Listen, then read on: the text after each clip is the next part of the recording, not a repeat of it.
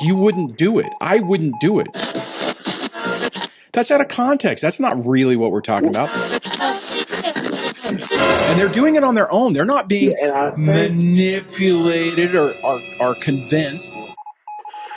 I just was following other people's advice. I don't know what happened. You know, that.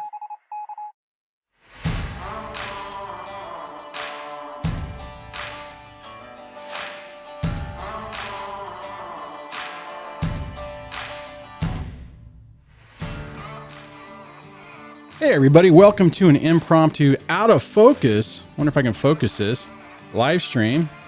That's weird. Maybe that'll work. Anyways, hopefully you're doing all right. My startup show didn't seem to go well, but it's been a while. Do have the phone lines on today, so we'll give that a try. This is going to be an impromptu out of cycle, one-off live stream that we can just kind of hang out for probably about an hour, discuss some things, check in with everybody. Make sure everybody's doing all right. So let me get everything set up so I can start my normal spiel. So first things first, welcome to Break the Cycle with DSD. I am your host, Duane. I am not a therapist, nor am I an attorney. I'm just a regular guy, a regular person like you guys who's been through a tough experience. And along the ways, I had to come up with some tips and techniques that I used to get my life back that I share with you to hopefully help you do the same. Remember, only a licensed professional can diagnose somebody with a personality disorder. Don't be going around throwing terms around because it will inevitably blow up in your face and not help your case. As I've often said in my thing, my ex was never diagnosed with anything, but take the patterns of behavior, look at what people do and ways to deal with it, and if it works for you, doesn't matter what they are, because the whole purpose of this is to get your life back. If you're new to the channel or you haven't thought about becoming a channel member, it looks like we just did have a new channel member. Christy, thank you very much. Then consider becoming a channel member. You get special badges, custom emojis, your names listed in the credits when I remember how to pull the names down, and access, in theory, to member-only events and a member-only section of the Discord. So if you're interested in that and want to help keep the lights on, then just scroll down a little bit and you'll see the link to become a channel member. If you want to get text notifications of whenever I do go live, especially now that I've been kind of out of cycle, you can text DSD Live to 1-844-598-0012, and it will add you onto an SMS list to where whenever I go live, like just a minute ago, you'll get a text notification of said show. And speaking of phone lines, the phone lines will be open. You can dial in and ask questions and just talk about stuff at 1-424-373-5483 or 1-424-DSD-LIVE. And I can see that I already have a hater in the group. I already got my first thumb down. That's pretty quick. That's like within the first couple of minutes of the show. So got to give them credit for the tenacity to log in early and hit that button and make their point known. Hope that's funny. Anyways, hopefully you guys are doing all right and everything is going okay. I had a couple of things I wanted to chat about, and amazingly enough, if you guys remember when I have talked about the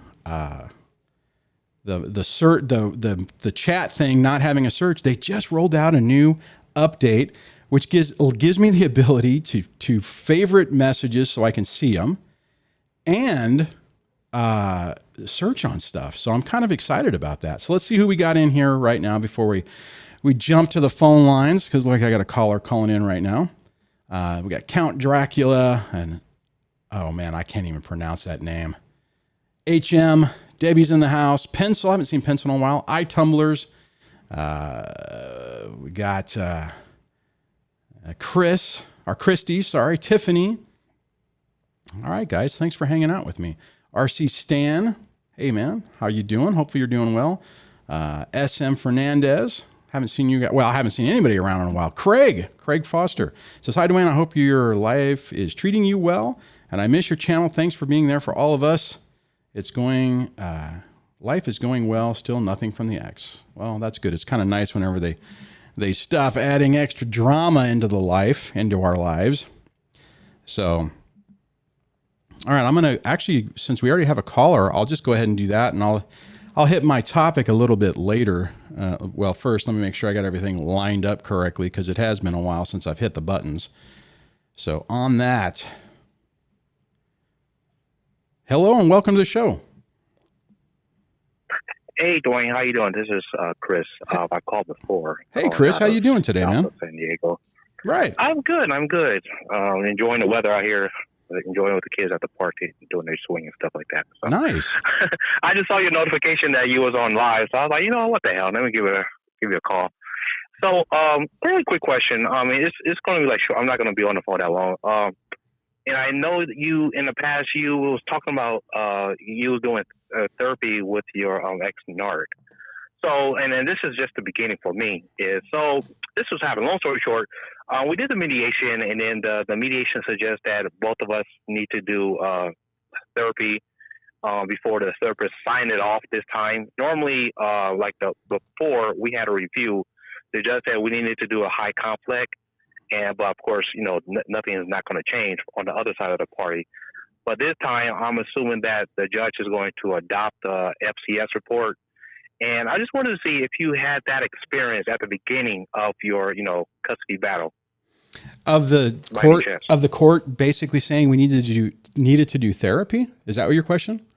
Yeah. No, actually, it's basically saying in the FCS. It's actually saying in the FCS report that we both need to do therapy, and then I don't know the exact narrative what it said, but the therapy had to sign off for the judge can see it. Really? Of how both parties. Yes.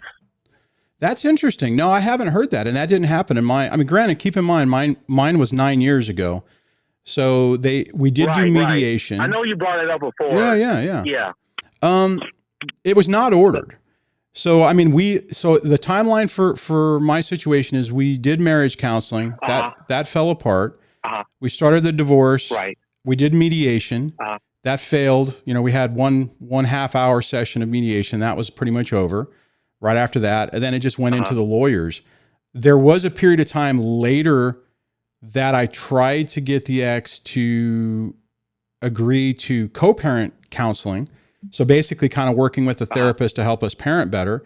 And she refused to do that. That's how I ended up getting with my therapist, the therapist I had, since, I already basically started the process. I'm like, well, hell, she won't show up, but can I just use you for me? And she's like, yeah, sure.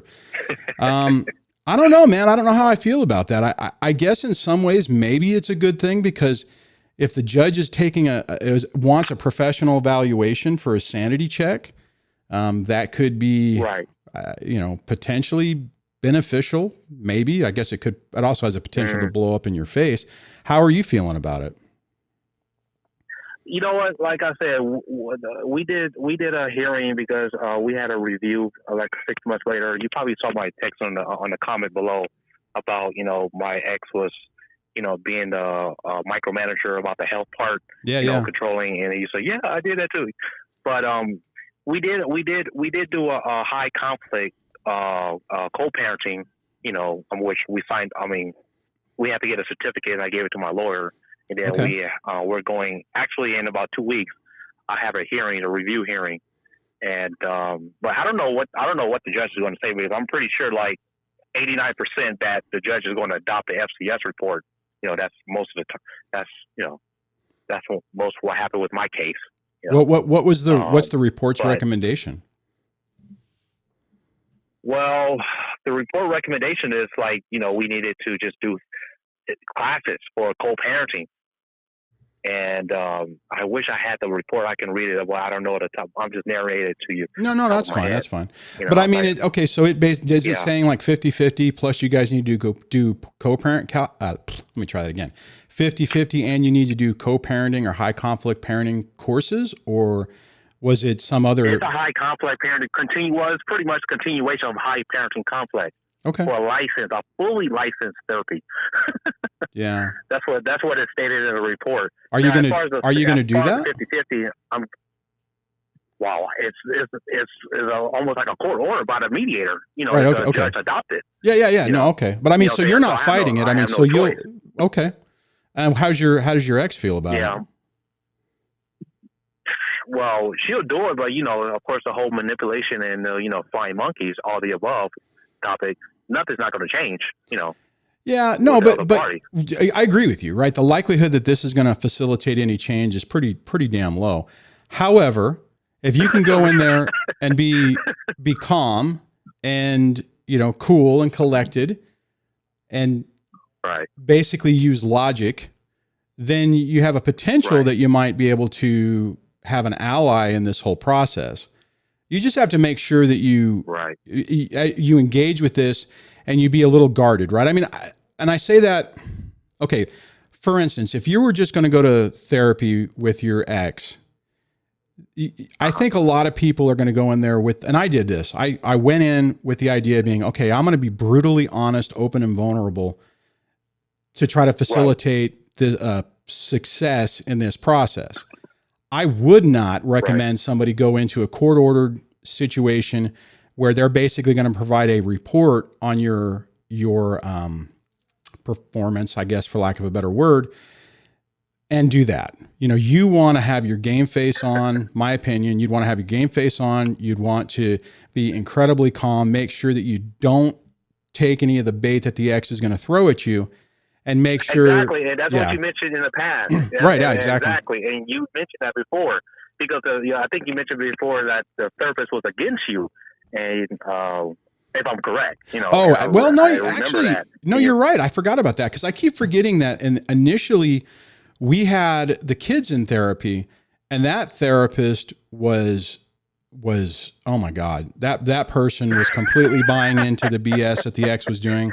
That was the one who was like, hey, right before you're still in the middle of litigation, and we want you guys to sit down and the kids are going to write up how they feel about this whole process, and they're going to give it to you. And I'm like, you're out of your effing mind. I actually mentioned that to a couple of other therapists and an attorney, and they're like, they did what?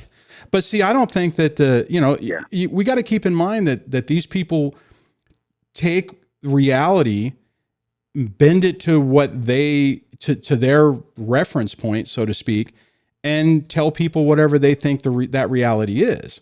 I mean, it's possible that therapist figured we've been divorced for a while and didn't realize there was an active, high conflict, nasty battle underway. So I mean, if you have to do it, you're going to have to do it, and then just be really careful how you proceed. Yeah, I just have to put my game face on, like Absolutely. you said, because I don't want to be. I mean, I'm trying to protect myself because hopefully it's not no favoritism, Right. Speak, hopefully it's not, because like you mentioned before, you've been through the situation. That's why I have to call just to see from your experience, so I can prepare. Yeah, absolutely. Hey, are you okay if once you get cleared off, if the are you clear or not clear, but are you happy with the recommendations of that report? Honestly, so the whole custody thing is, because my daughter, she just turned 10, so they just interviewed her the first time, and I was shocked, due to the COVID, and it wasn't good. I'm not going to go through. I'm not going to get into details, but don't. The custody, pretty much the custody, is still the same. I'm not getting 50-50. I'm getting like 3 days out of every other weekend. That's just being formal. But the mediation said that she want to keep everything as is. I'm trying to fight much as I can because the other party doesn't want to budge. But no, I'm not happy with what the report says. But, well, then okay, so then there's a possibility that maybe you guys have this, and if the professional licensed therapist / evaluator recognizes some problems, maybe that might help you. I mean, I wouldn't bet on that, but I mean, that's, if you've already basically got a scenario. It's a Hail Mary shot. Yeah. No. And I mean, hey man, I mean, there's, try what you can, right? I mean, you got to, we all, I mean, I've talked about this. What I got to lose pretty much. Yeah. Well, I mean, if you made a mistake, I mean, if you started screwing up, you could make it worse. But you know what? I've done everything for the past 3 years since, I've been a perfect father, whatever the system, the court system gave to me, I overcame it. Awesome. There's nothing negative about me, like a typical father, I've been taking care of my kids. I don't have no abuse report or nothing. He's just a, average Yeah. father. Yeah. No, You good know? for you, man. No, I mean, I would, yeah, Okay. treat it like a Hail Mary, do the best you can. If you can, in a very calm way, outline when you're with them, the behavioral patterns that are a problem, that are a concern. Right. I mean, we all have a ton of those, and, have that come up and have the person be able to have to look at the person and say, well, why are you doing this? And potentially a lot of times a narcissistic person will lose it when they're confronted like that. So that could potentially help you. Right. So it's hell. I know, especially, man. It's tough. Especially, it's not the lips. Like I said, they go quiet on you, but it's just their actions. They can manipulate the court system like crazy. So, but yeah, I would just call it in just to see, what your opinion is. I would love to hear from the other listeners that's listening to your broadcast right now to put their comments, because whatever can help. Yeah, no, absolutely. Grateful. All right. Well, hey, thanks, Chris. Thanks for calling, man. All right, thanks, Duane. Appreciate it. Thanks have a good weekend. You too, man. I'll keep on listening. All right, thanks for everything, for your help. Okay. Man, he's right. This stuff is just such a, oh man. It's just one of those things that just keeps going on, and it just doesn't end. They always try to add as much problems as they possibly can. Let me go. I want to hold on a second if I can pull this up. First, I want to say thank you so much, Tiffany, for the super chat. It says haters gonna hate, support gonna support. Hit that like button. Thank you so much for that, Tiffany. I really appreciate it. Helps keep the lights on and all that kind of stuff. Oh, and you did ask. Here, let me do this.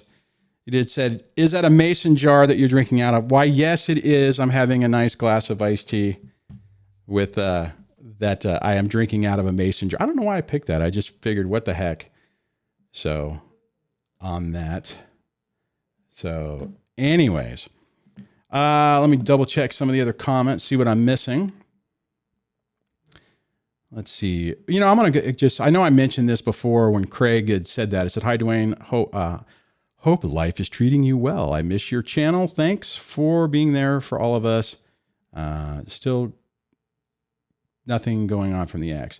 And I just wanted to say, for me, this has been such a bizarre year.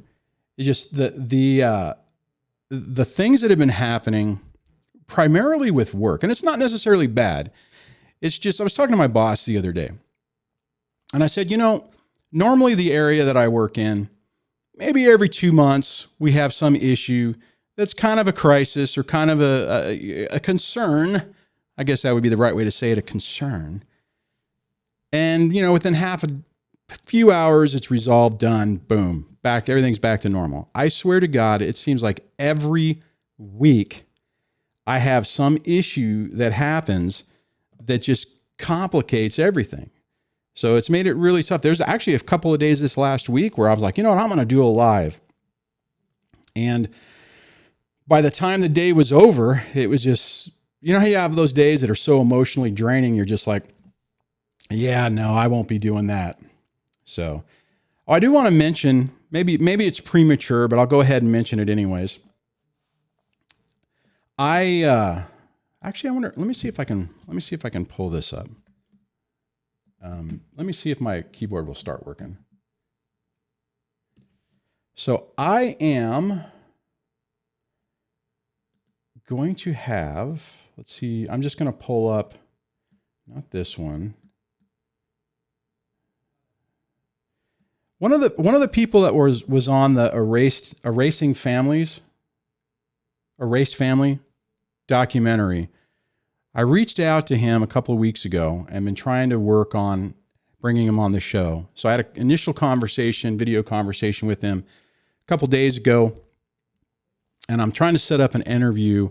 I don't think it's going to be live. I'm like 95% sure it won't be live, but, and it's Dizzy Lerner from that documentary. And if you haven't seen it, I would recommend you take a look at it.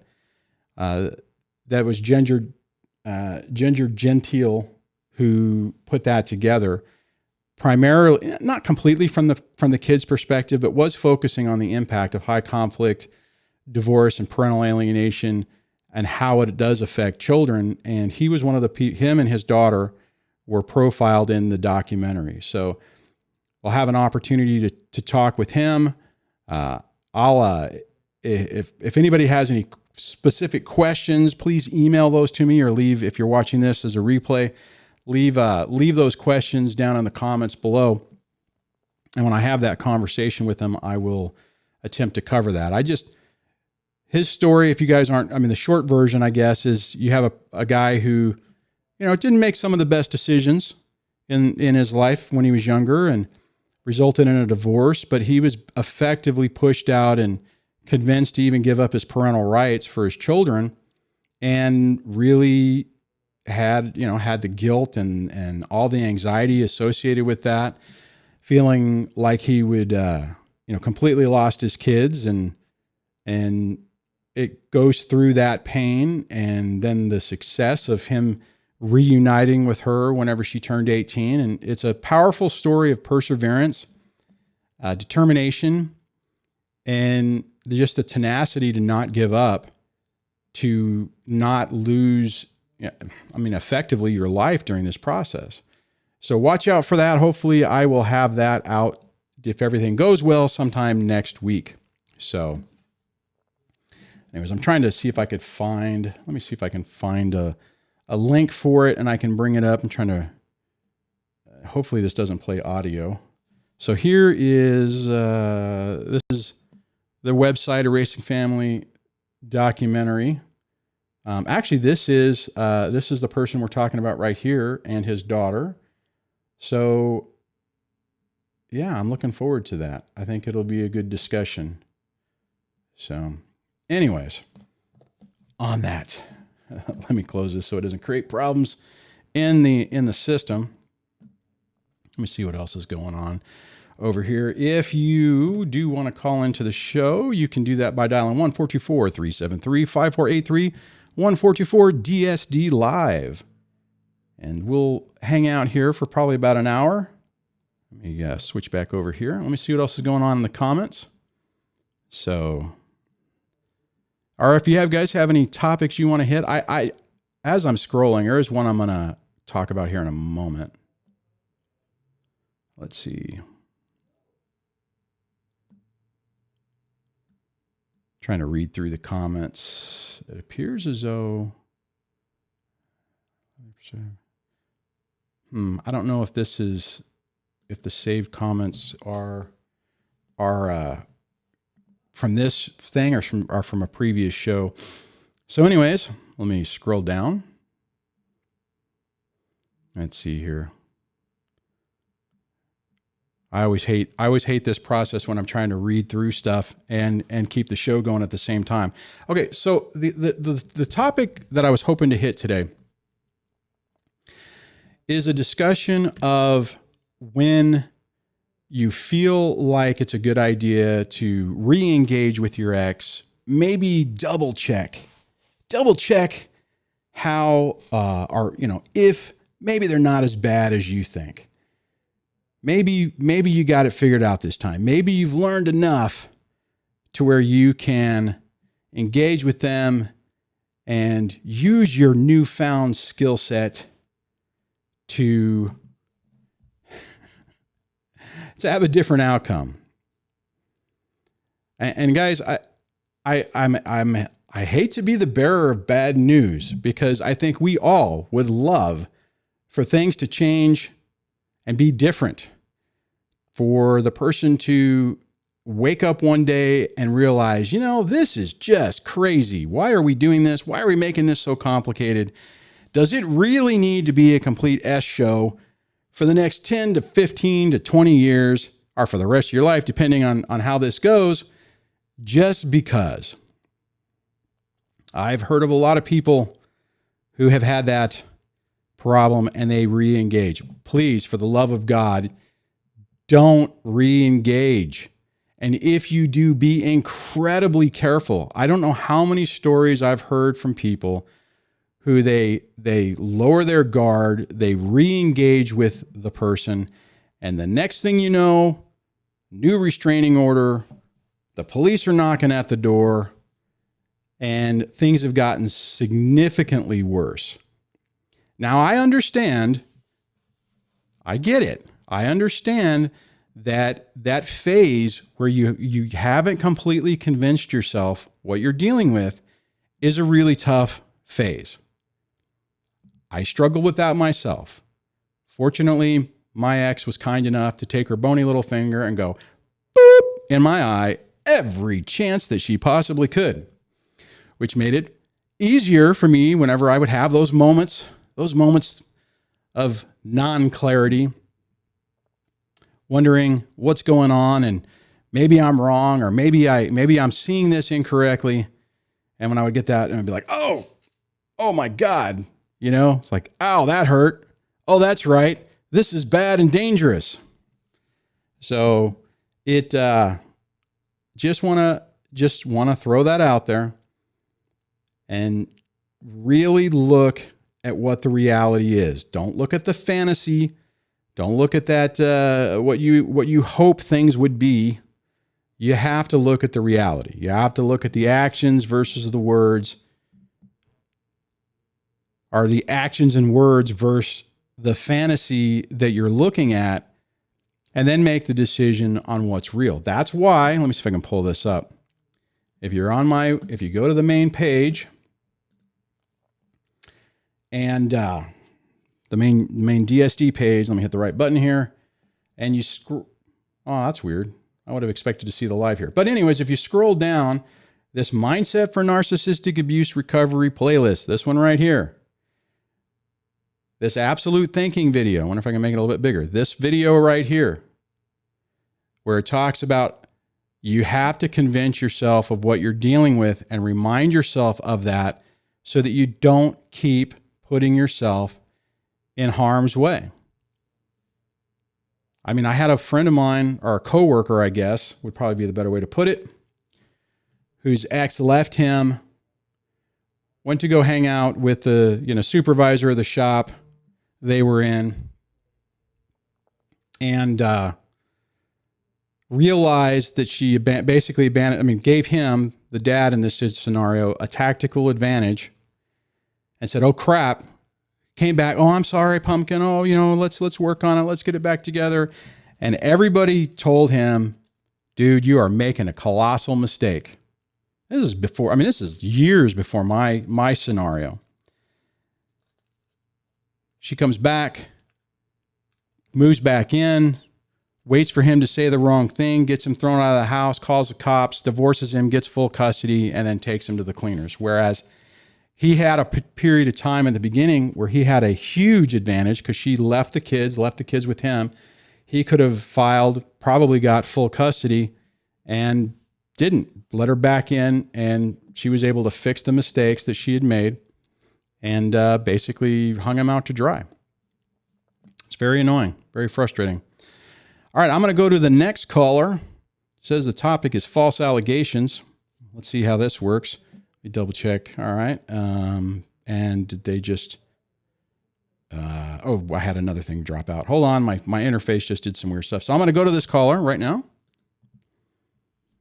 Hello and welcome to the show. Hey, Duane, it's Count Dracula. Hey. I changed my name. So. Hey, Count Dracula, how are you doing today?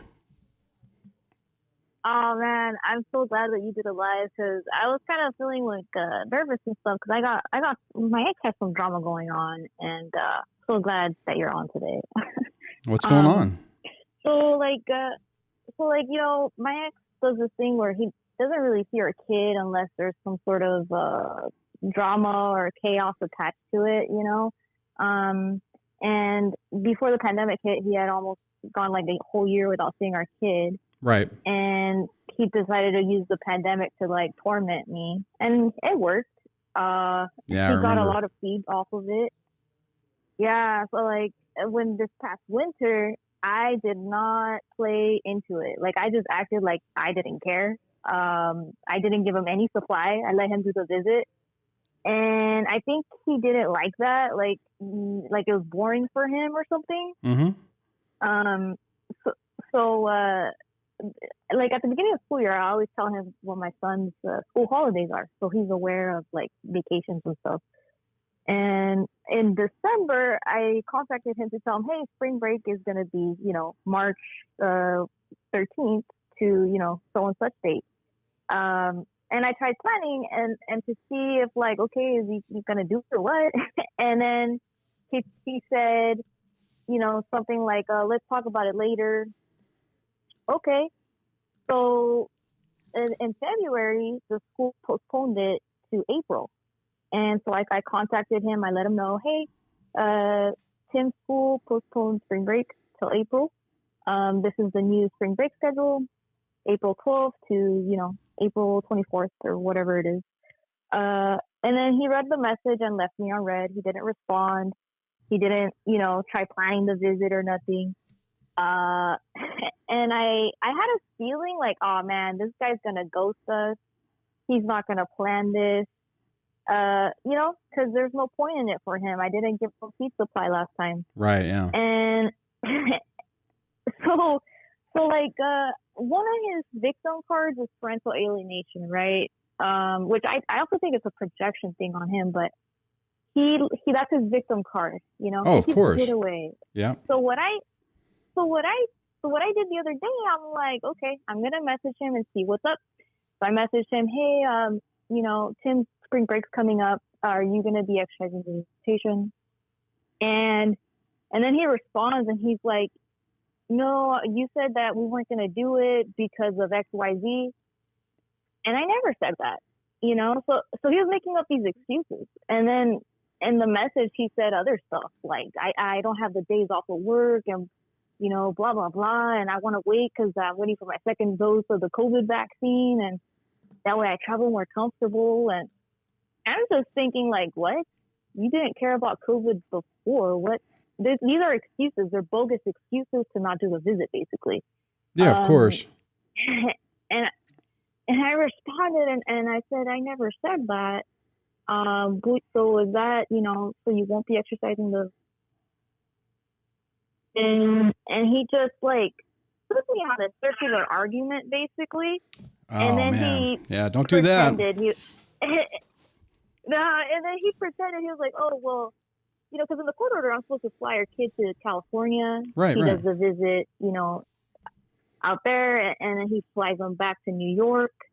And because he's not allowed to cross into Canada. So he told me, well, how about you take him to New York on so and such date, and so I could spend a few days with him out there. And I'm like, oh, I can't do those dates, but I can do these instead. So I told him some other dates, and it would actually give him more time with our kid. It would give him 5 days with our kid as opposed to like the 2 or 3 he wanted. And then he responds. Oh, and then I tell him about the travel restrictions. I tell him, these are the days I can do, but please be advised of the travel restrictions, which are the following. And I told him, for our son to come back to Canada, he's going to have to do a COVID test 72 hours before his arrival at the border. And then at the border, he takes another one. And then we have to go to, he has to go to a hotel quarantine where he's going to be monitored by, the government and health officials. And the cost is going to be $2,000. Wow. And this is true. These are the restrictions. And then he responds, and then he's just like, oh, you're making it difficult for me to see my son.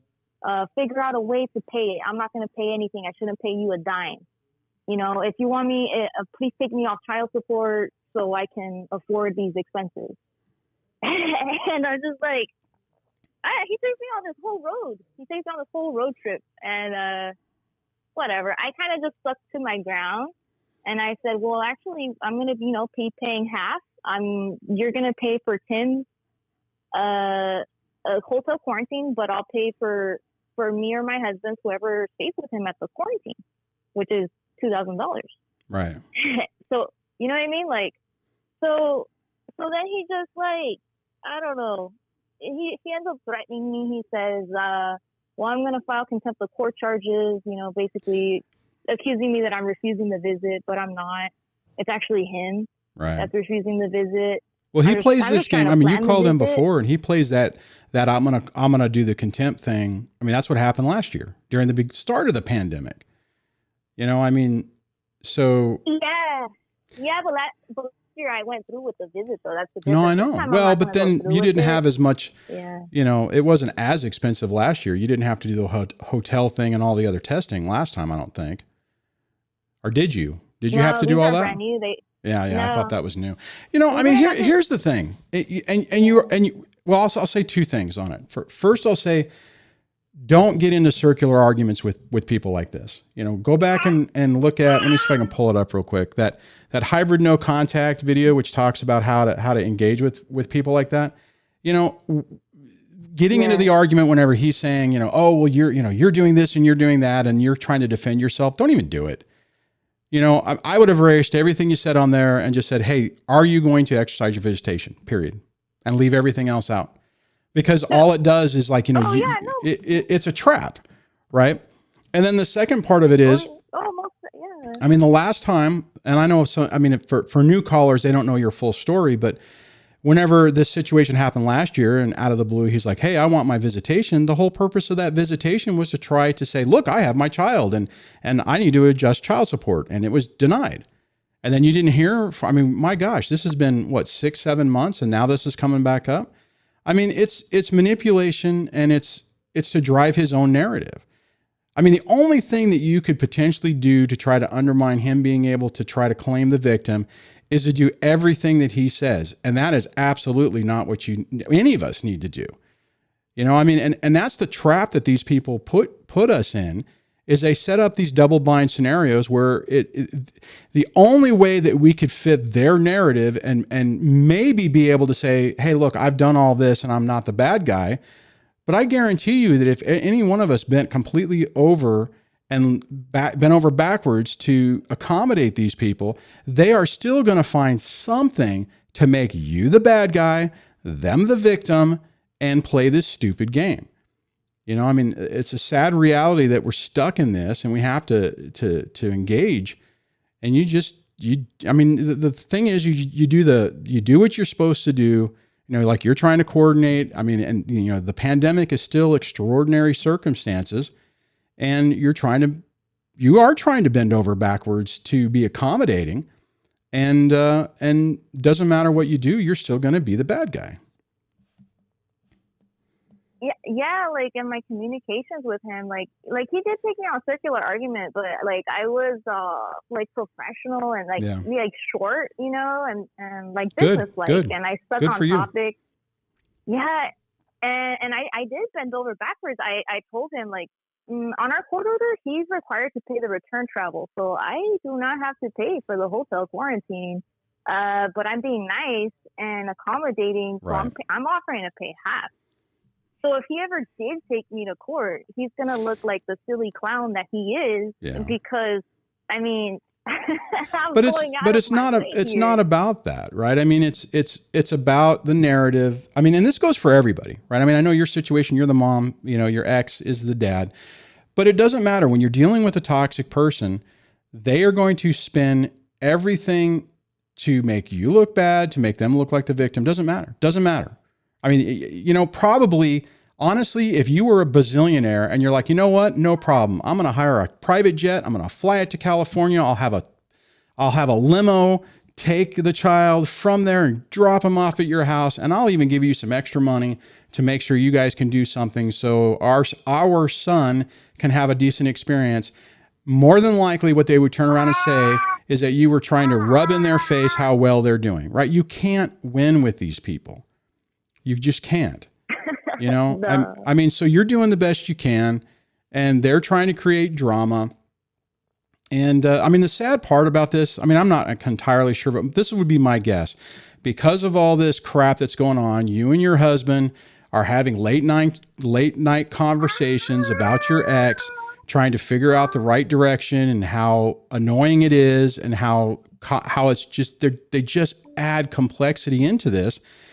Instead of talking about your new child, instead of talking about what you guys are going to do for your summer vacation or whatever, or for spring break. I mean, this is what these people do. And it's really tough to minimize the damage that they just, the wake of chaos that they strewn all over the place.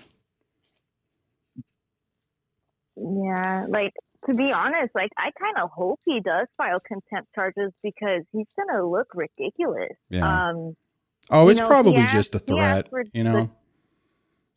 I mean, the sad part is if he thinks that he can just add more stress to your life, and it's a minimal impact to him, even if he loses, because technically he's already lost. What has he got to lose? And if he goes to court and loses, and he can turn around and say she and her husband manipulated the court and lied, and they believed everything, and I just trying to be a good father, you know. And the sad part is, and I just want to I want to be clear, right?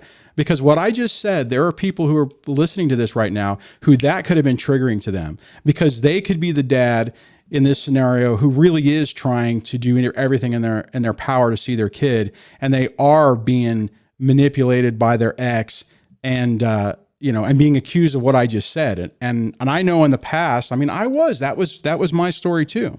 So, I mean, I'm not, just so anybody listening to this, don't take that the wrong way, but this is the type of crap that these people do. My ex said the same thing. I got 50-50 because I manipulated the court. I lied to it. I did this, I did that. And, I'm a scumbag and I should never be around the kids. And it fits into the pity party. So that's what they do. We just have to basically it's okay. And I know I'm kind of going on a rant here, but let me just say this. What you guys have to do, my recommendation to you and your husband, you make plans that you can support if your ex does exercise visitation, and that if he plays a game and says no, it has no impact. I mean, unfortunately, what I had to do early on is that's the way I've had to play everything. Everything I plan on it, okay, it's like, how do I make a plan that if there's a bomb that goes off in the middle of it, I can minimize the damage as much as possible? And unfortunately, that's the scenario we find ourselves in. And it sounds like you guys are doing, it sounds like Count Dracula. It sounds like you're doing exactly the best you can on it. And, just dealing with the crazy and trying to make the best of the double bind that you're presented with. Yeah, absolutely. We've been dealing with these games of his, and it's always kind of the same pattern. It's drama, trauma, and chaos, and then a discard. He comes, makes a mess, goes away. It wants me to clean it up for him. And the worst part is your son. Is actually going to be. Yeah, your son is the one who's sitting there wondering, why doesn't my dad care about me? Right? I mean, that's the sad part about this. Yeah, he hasn't actually asked me if he's going to his dad's yet. I don't know what I'm gonna say, to be honest. I'm gonna say, just ask him. I don't know. You know what I would say? I mean, your son understands the complexities of COVID because he's living it. I would just say, hey, buddy, we're trying to figure out if there's a solution. The countries are adding a lot of restrictions for travel. And if we can make it happen, it's going to happen. And if we can't, we'll figure something out later. But, I guess in effect, technically his dad is asking. So he is actually, so there's that part of it. And you got a good excuse. COVID is still an unprecedented thing going on right now. It's very unique. Does that make sense? Oh, no, yeah. Yeah, we're totally willing to do the visit. It's just he needs to organize it. We have to pay all this money for the hotel quarantine that they're doing now. So I'm not even refusing the visit. I'm just trying to organize it. And now it's harder because you have more. There's more moving parts, right? Last time before they had all these extra restrictions, all you had to do is get the plane ticket, and that was it. Now you have to schedule getting in, you have to schedule coming back, you have to schedule, make sure that you know where to get all the COVID tests, where they're going to be, all that stuff. Yeah, it's a hell of a lot more complicated right now. So.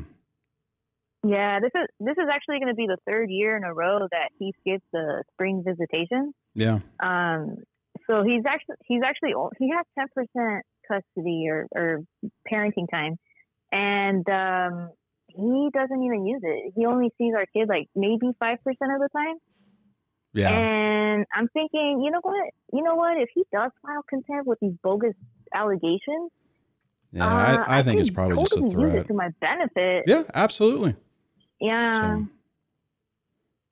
So, Yeah. all right. So I just wanted to drop in and give an update. Yeah, thanks. Thanks for, sorry that you're still going through the chaos, but thanks for the update. And sounds like you're handling it well. Have a good rest of your day. Thanks, Duane.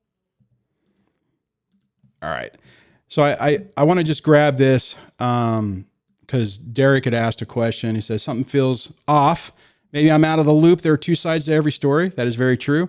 This is a longtime caller who has been on the channel for a while.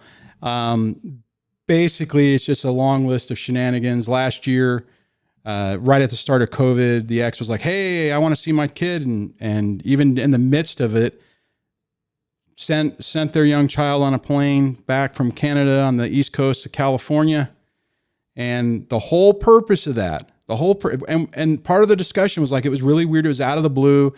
It's like, can we wait? We'll get you. She had basically been offering to, can we adjust it, do it later? I'll give you more time later. Do we really want to do this in the middle of a pandemic? And her ex was like, yes, absolutely. And proceeded the whole purpose of it was to bring him back and then go file a court date to say, hey, look, I have my kid, I less child support. And it was denied. And then I didn't, honestly, when it first happened, I didn't think he was going to let the kid come back, but he did. And it's just the normal thing of somebody screwing with somebody. Derek, you're probably dealing with it the complete opposite, where you're dealing with a person who's like, oh, my ex, he won't ever call the kids. He isn't interested. He's a deadbeat. He's this and he's that. And you're like, it's all lies. And you have people who don't believe you. You're right. There are two sides to every story. And toxic people are masters at double binds, basically giving you the no-win scenario. So I don't know if it would take a lot more to go into more detail on that, but hopefully, Derek, that gives you some perspective. That is why I said what I did, because I know that somebody new to the channel hearing what I was saying about that could really be like, hey, wait a minute, that's me. That's the lies that's being said about me. And like I said, that was very similar to the lies that were being said about me way back when. All right, let's see here. I think there's a couple of questions. Let me just, I guess before I go, let me just see if I missed something in response to that caller. All right. Hey, I got Alex says, DSD, I got the same shirt for my birthday. Okay, so if you can't see this, here, let me do this. Oh, let me turn the comment off so you can actually see it first. It says, everyone's a photographer until you put it to manual. I saw that on Facebook and I'm like, that's hilarious. I need to get me one of those. All the photographers out there will probably understand and appreciate that, because things get so much harder when you put it on the big M. So I got to admit, I cheat. Well, my little camera just died because I forgot to plug it into power. But when I use that and I do my vlogs, I pretty much keep it in program and automatic, because at least on the Sony system, it does a phenomenal job.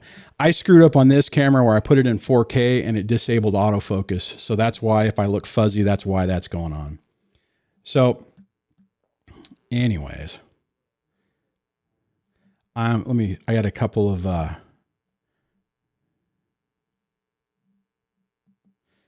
right, let me grab this one. Alex says, how can you tell if someone is just wanting to have a conversation or if that person is just playing mind games? Now, here's the deal. I think the short version of this, Alex, is if you're asking yourself the question, then more than likely they're playing mind games. If you're interacting with some, now I get there are periods of time where when we're going through this, we get hypersensitive, hyper aware, hyper vigilant on what's happening and overthinking things. And there's a stage of that's not the best situation to be in. But let me just tell you this. If you're thinking that, man, this conversation is stressful, you're finished with it and you're like, what the hell did I just go through? Do you really want that person in your life? Do you really need that chaos in your life? I was talking with a person the other day, and they were discussing, I actually like being by myself sometimes. I like my alone time. I'm not afraid of it anymore. I'm not freaked out about being lonely. The benefit of getting to that stage in your life is, like with Alex, let me pull this back up because my timer went off on it. When you get to the point where you're like, man, this relationship or this conversation or this person is bringing nothing positive to the table. And you know what? I'm okay not having this person in my life. The problem is whenever you're not that way, whenever you are worried about being lonely and you have this person and you're wondering if they're playing mind games with you or if they're not, you'll sit there and you'll have this iteration of what we're talking about. You'll be like, well, maybe they're not playing mind games. And in the back of your mind, you're like, well, this is my best chance at a relationship or a friendship or whatever the case may be. And you allow the behavior to continue. You let it into your life because you are afraid of being alone. You're afraid of not having a person in your life. Let me tell you right now, guys, every one of you have to get to the point that you're okay with yourself. And it sounds weird. And that book, I wonder if I have it over here.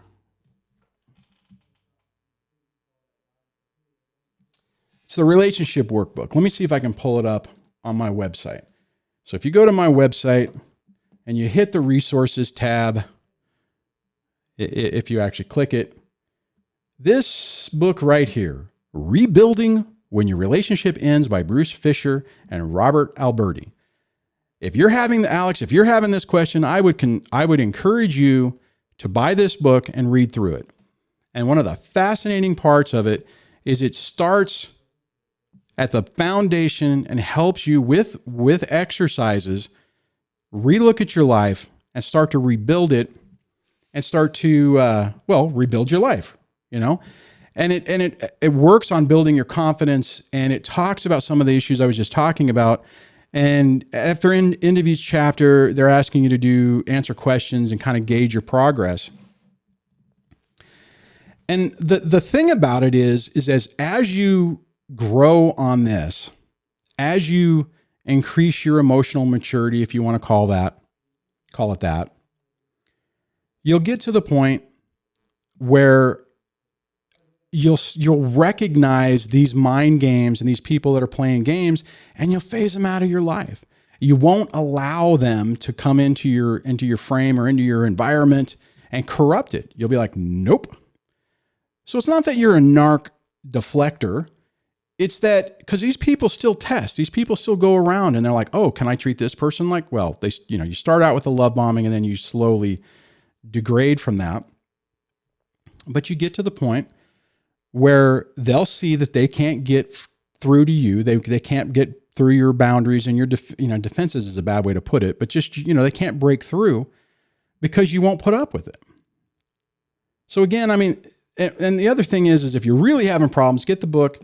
And if you're still having issues, I would definitely encourage you to check out this End of Relationship pack from Hypnosis Downloads. If you do, just for disclosure, on both of these things, I think I get an affiliate. I think I get like a couple of cents from Amazon if you buy the book through Amazon. And I'm an affiliate for Hypnosis Downloads from Uncommon Knowledge. So if you were to buy that pack, I get an affiliate commission or whatever for that. But I'm trying to point over here. I can't see my hand. So over here, this one down there where the mouse is, that helped me. When I was really struggling with this, these are the ones that helped me. Mend Your Broken Heart, Getting Over Divorce, Let It Go, Unrequited Love. And now they have this new End of Relationship pack, which has newer packs in it. But the first four I used. And I really loved the Letting It Go. Actually, all of them. All of them were really good. I binged on Let It Go and Unrequited Love.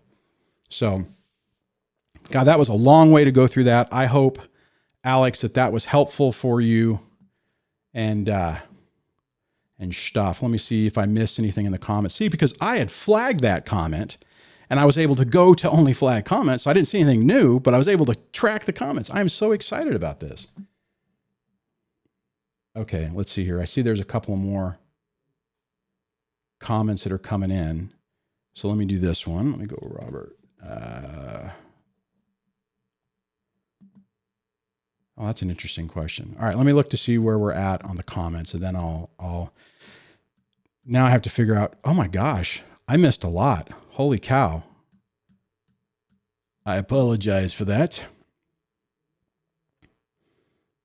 Let's see here.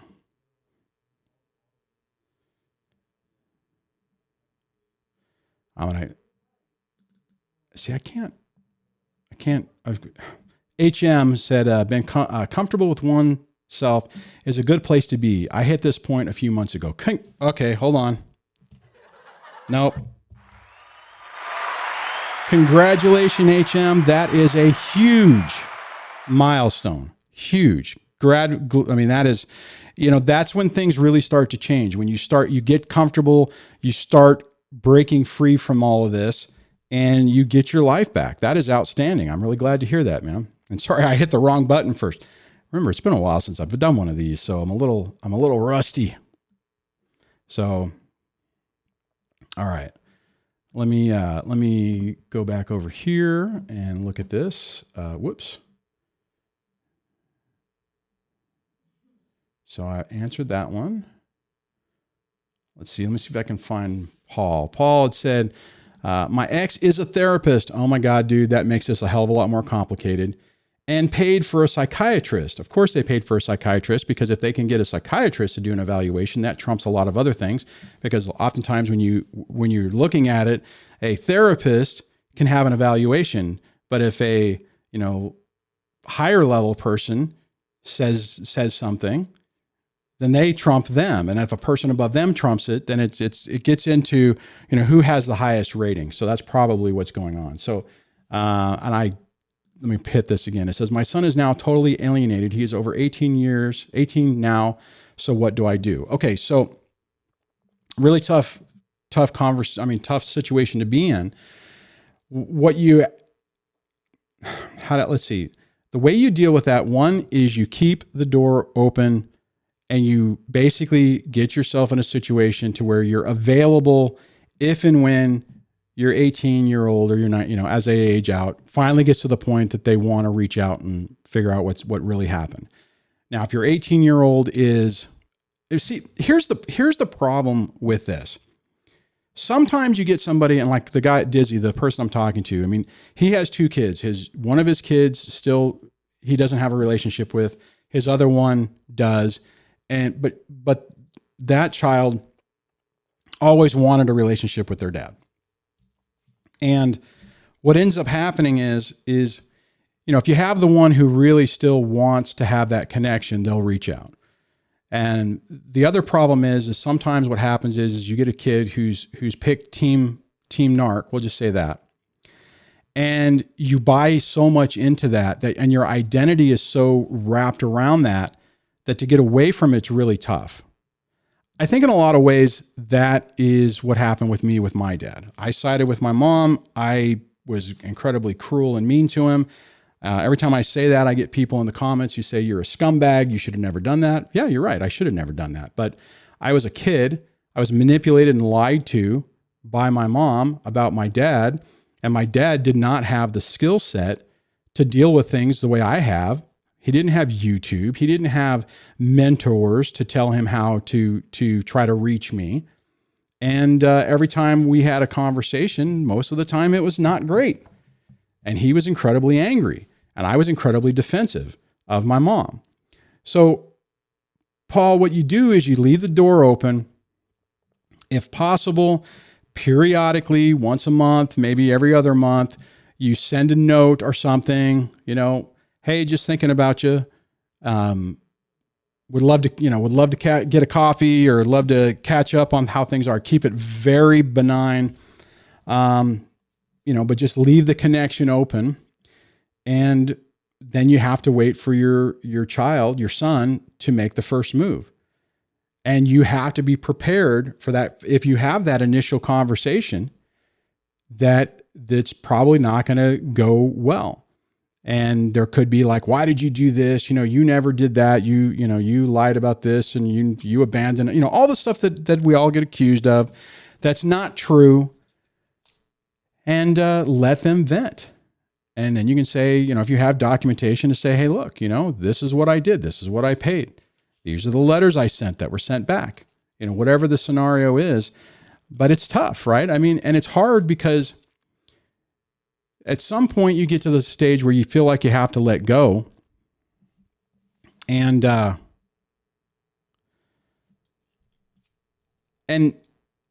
because when you don't, you feel like you're constantly being re-injured or re-traumatized by that.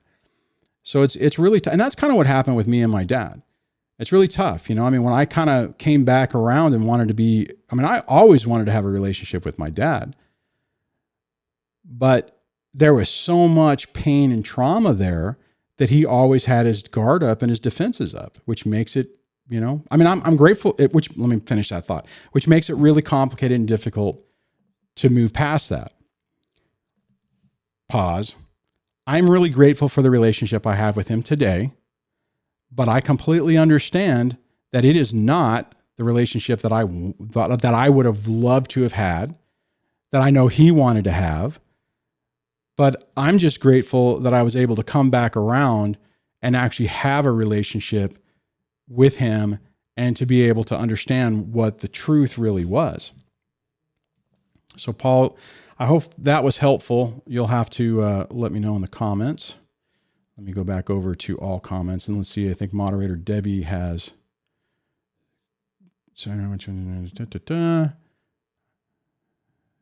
Ooh.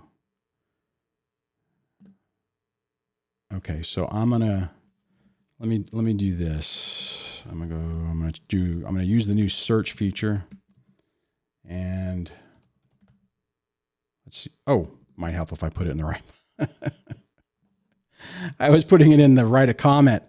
I'm like, man, this is weird. It's not doing anything to do this.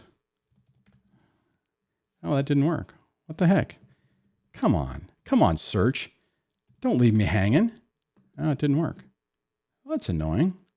Maybe it only works with oh, okay.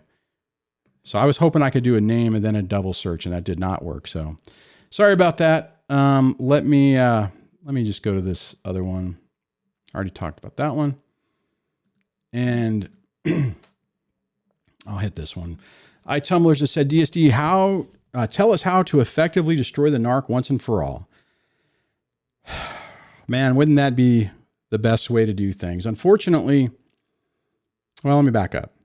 The best way, the most effective way to try to do that would be to play their weaknesses against them, get them to expose themselves in court, and then use that to shift custody to where you have majority control and the ability and decision-making ability. And that's really hard to do. There are some people who have all the little pieces lined up where they can be successful in that. And we've had people on the show who have discussed that or called in and talked about that. And the problem is that it's not easy.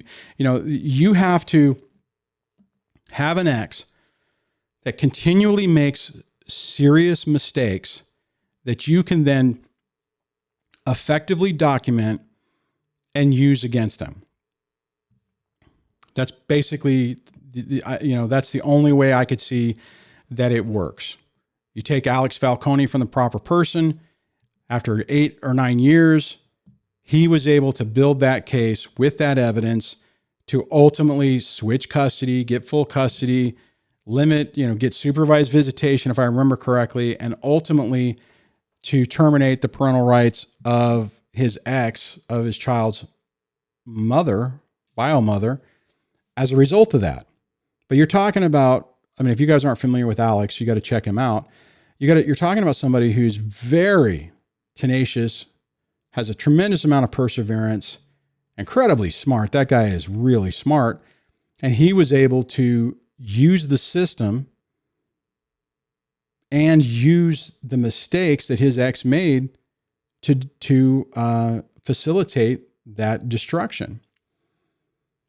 Now, when you're dealing with somebody that's very narcissistic, typically they continue to make really stupid mistakes. And if you're in a situation where you can leverage that, then you have a chance for success. But see, then you have to ask yourself the question, is it worth the cost? And what I mean is that staying in that constant state of litigation is incredibly stressful, incredibly anxious, and it has a negative effect on your life. So you have to think about it and say to yourself, is there enough there to fight that? So like what I just said, if your ex is covert enough to where they catch themselves making mistakes, then you're not going to effectively be able to do that. Does that make sense? Let me know if that makes any sense. I mean, that ultimately I think is one of the biggest problems with all of this is like, picking your battles and really understanding what you can do. All right. So it looks like I have another caller. I'll go to that. Let me try to scroll down to the bottom here. Jeez, I'm like missing a lot. Holy cow. Ugh, my finger's getting tired.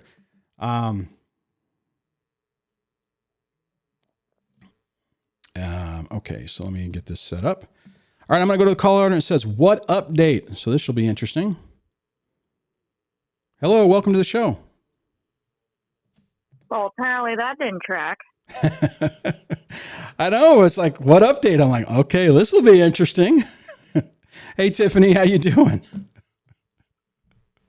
I'm doing all right.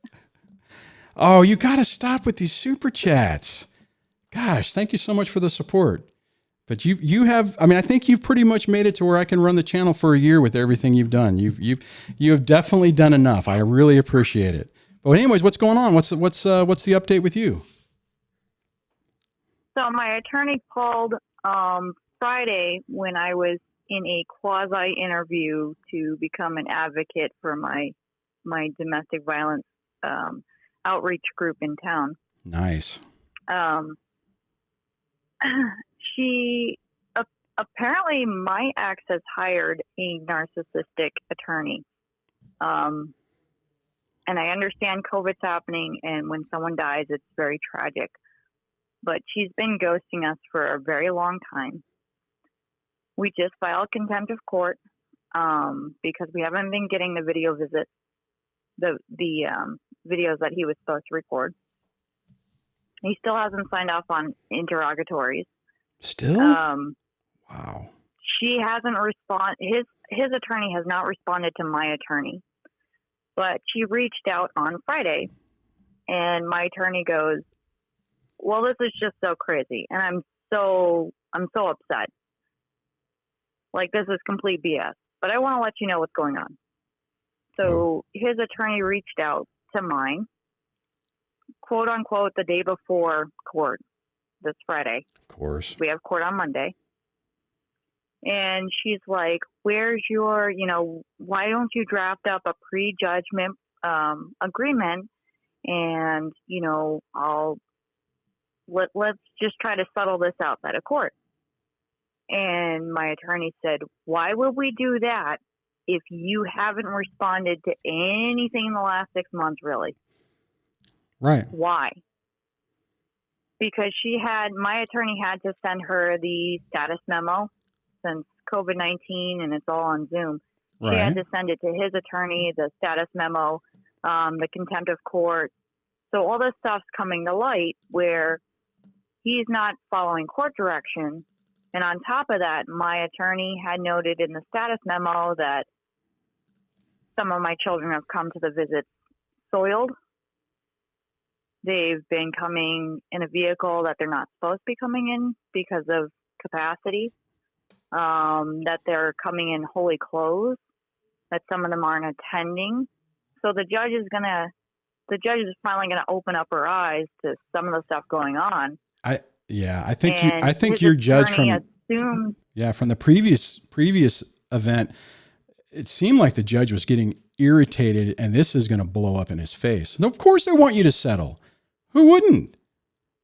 Obviously you're not, right? Settle so that we wipe off the contempt of court.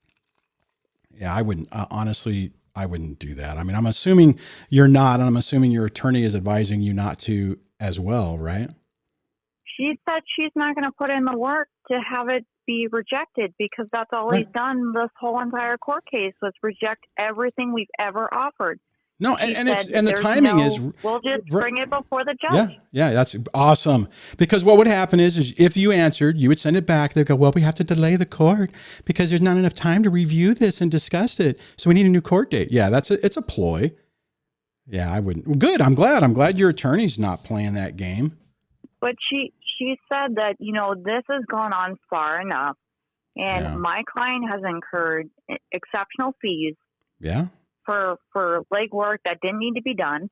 Yes. Because you dropped the ball, he dropped the ball, everybody dropped the ball on your side of the team, and you guys have to pay for it, and that's it. Good. And that's happening on Monday? We will see what happens on Monday, but it doesn't matter, if you have all the best evidence in the world, all the brightest, most trustworthy experts, court still makes me anxious. Oh, I don't blame you. I hear you, but I think you're in a really good position. So, and then we might actually get reunification therapy out of this. That would be outstanding. Well, that's a good update. I mean, it'd be nice if the shenanigans would just stop, but even with that, that sounds like everything's heading in the right direction. And it sounds like at least your attorney is finally fighting for you. My God, for the longest time, that wasn't happening. This is the foundation that I'm building my great pyramid of you're full of crap and you don't need any parental control. Yeah, I know. Gotta start low and go wide. And I would say for anybody who's new to this show and is hearing that and is having maybe their own PTSD, join the Discord, watch some of the older videos where this caller is called in and where you get more information on what's going on and you would understand. I think you're close. I think you've got enough and your ex continues to make those mistakes I was just talking about. And hopefully you're at a stage where things will change. And I think you are. I really do. I'm only asking for 30% of parenting time. So it's not enough to change child support, but it's enough to start building up the next level of this pyramid. Right. And I just need to have time and patience. And to get out of this supervised visitation crap too, which I think that's a slam dunk. At least that was last Sunday. Oh, that's over? Last Sunday. I'm done. Oh, nice. Thank God. That's over. Really? We're going to the status hearing so she can order me. Well, hold on a second. I got to do this. There's no. That's awesome. I did not realize the supervised visitation was over. So congratulations on that. Sorry. I apologize. Hopefully that wasn't stupid. But no, we're waiting for her to legally pound her gavel and go, no, this is court ordered. She gets this, and you can't say boo about it. Yeah, and you need that. So, well, that's good. I mean, that sounds like a pretty good update. So, I mean, it's still sad that you have to go through this. Sad that any of us have to go through this, but man, you're persevering. You've dealt with especially with COVID. You've dealt with so much crap and, you're close to the finish line. So knock it over, knock it over. I would say that doesn't make sense. Finish line. I would say knock it over the fence. That's the wrong analogy, but you know what I mean. And I'm doing great in all the rest of the categories in life. That's outstanding. I'm so glad to hear that. It's all up and up. Awesome. All right. Thanks for sharing that update. I always like to get good news. I'm looking forward to hearing what happens on Monday. I guess I'll watch the Discord for that. Yes? Yep. All right. Well, have a great rest of your weekend. You as well. Man, I love it whenever we have progress, slow progress, but progress nonetheless. Let's see if I miss any other comments. Actually, I'm going to see if let's see if I can pull this up. Let's see. Let me see.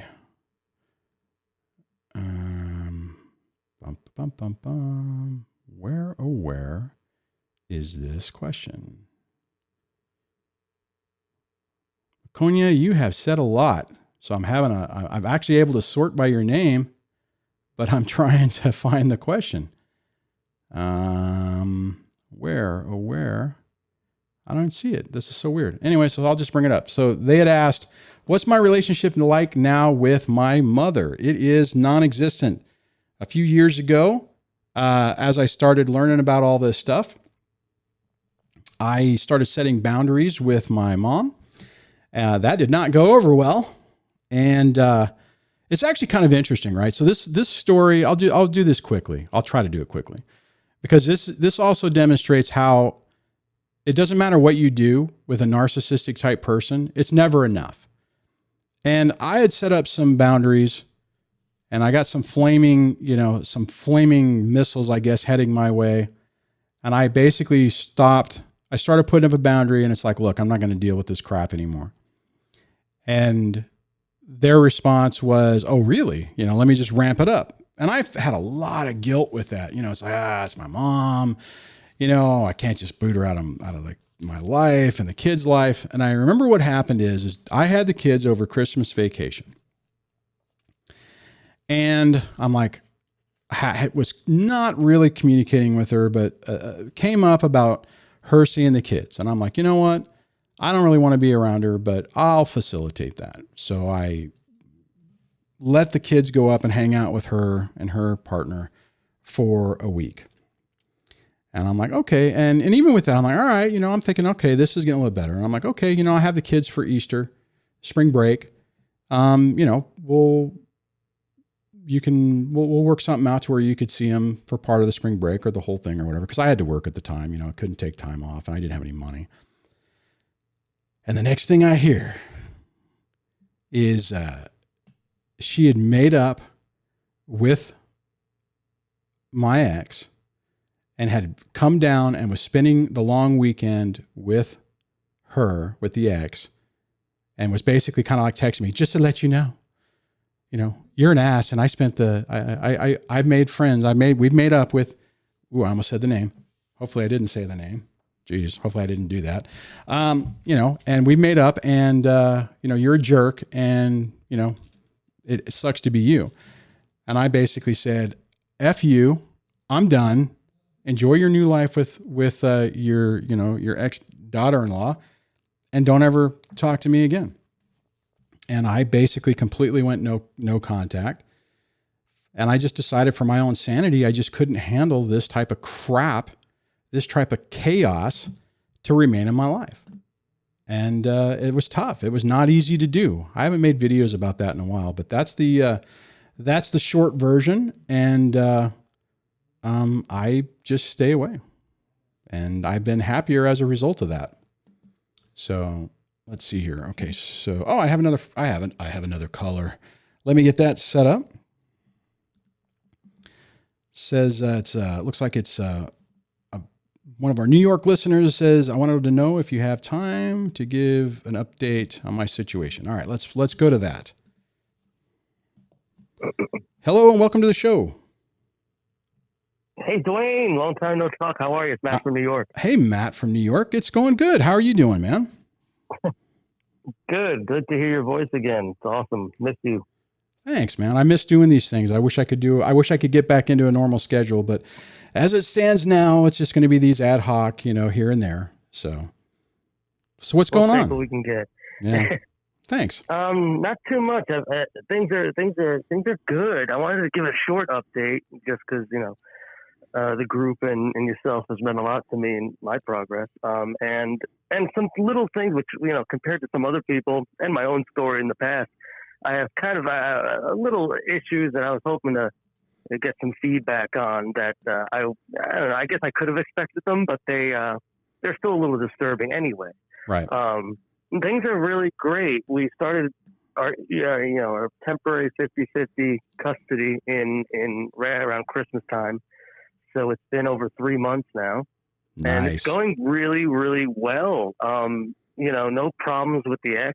She's really nice. It's not bad. There's little things that come up with her, little, the pettiness I've discussed, little things like I bought my son a desk, and she got mad at me for buying him a desk. Of course. How dare you? Why. It's weird. Because I was like, it's just like a little desk, so he has somewhere to do like work and stuff, and she just got all aggravated about that. Things like whatever. But it's really good. It's really good, and not a lot of problems.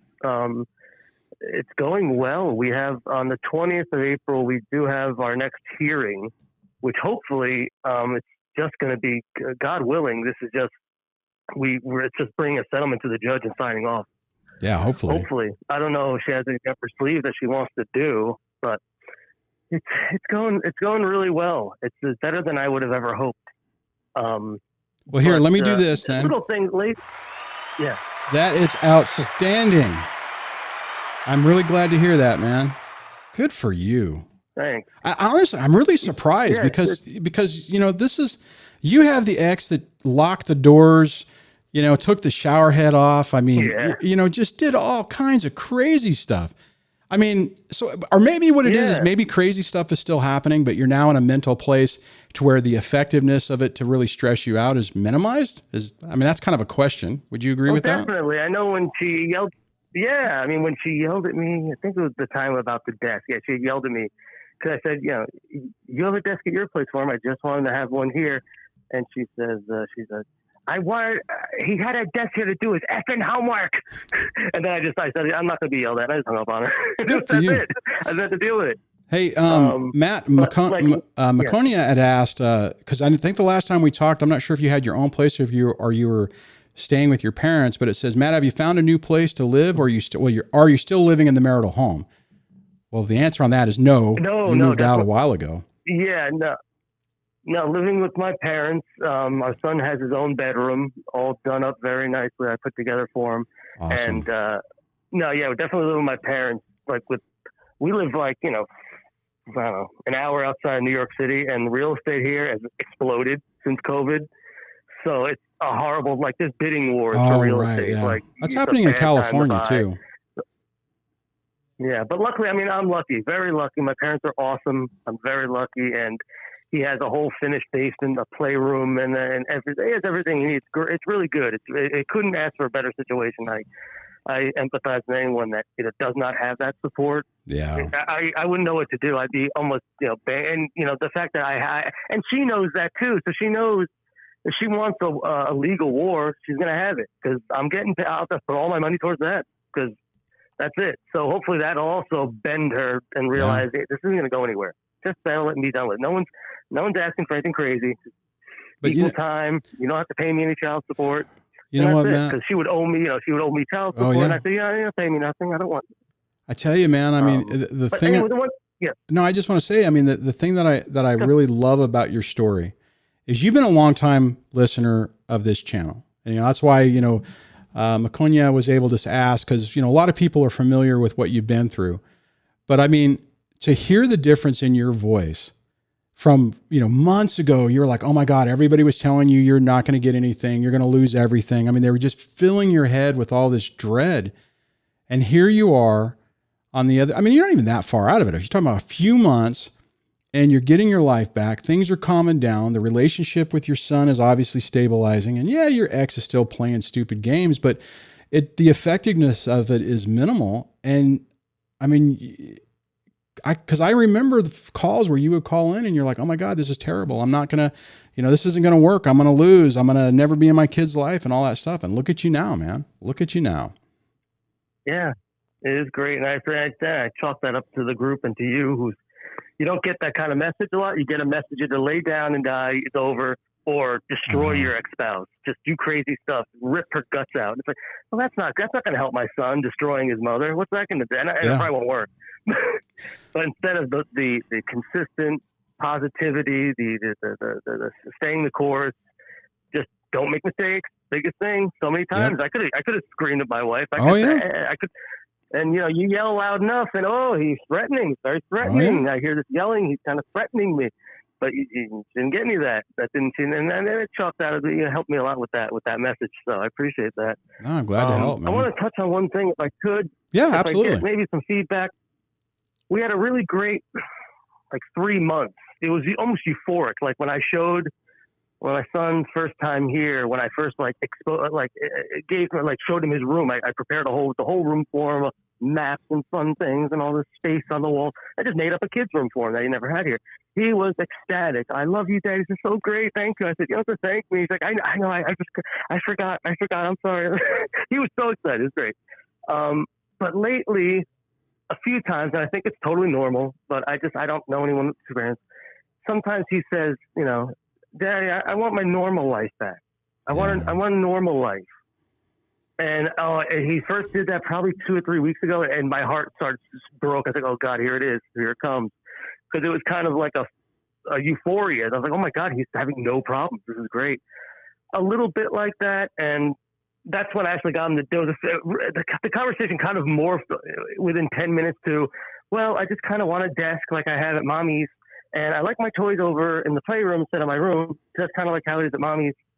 So I did a lot of that. So I don't know if it's with the kid that he's 6.5.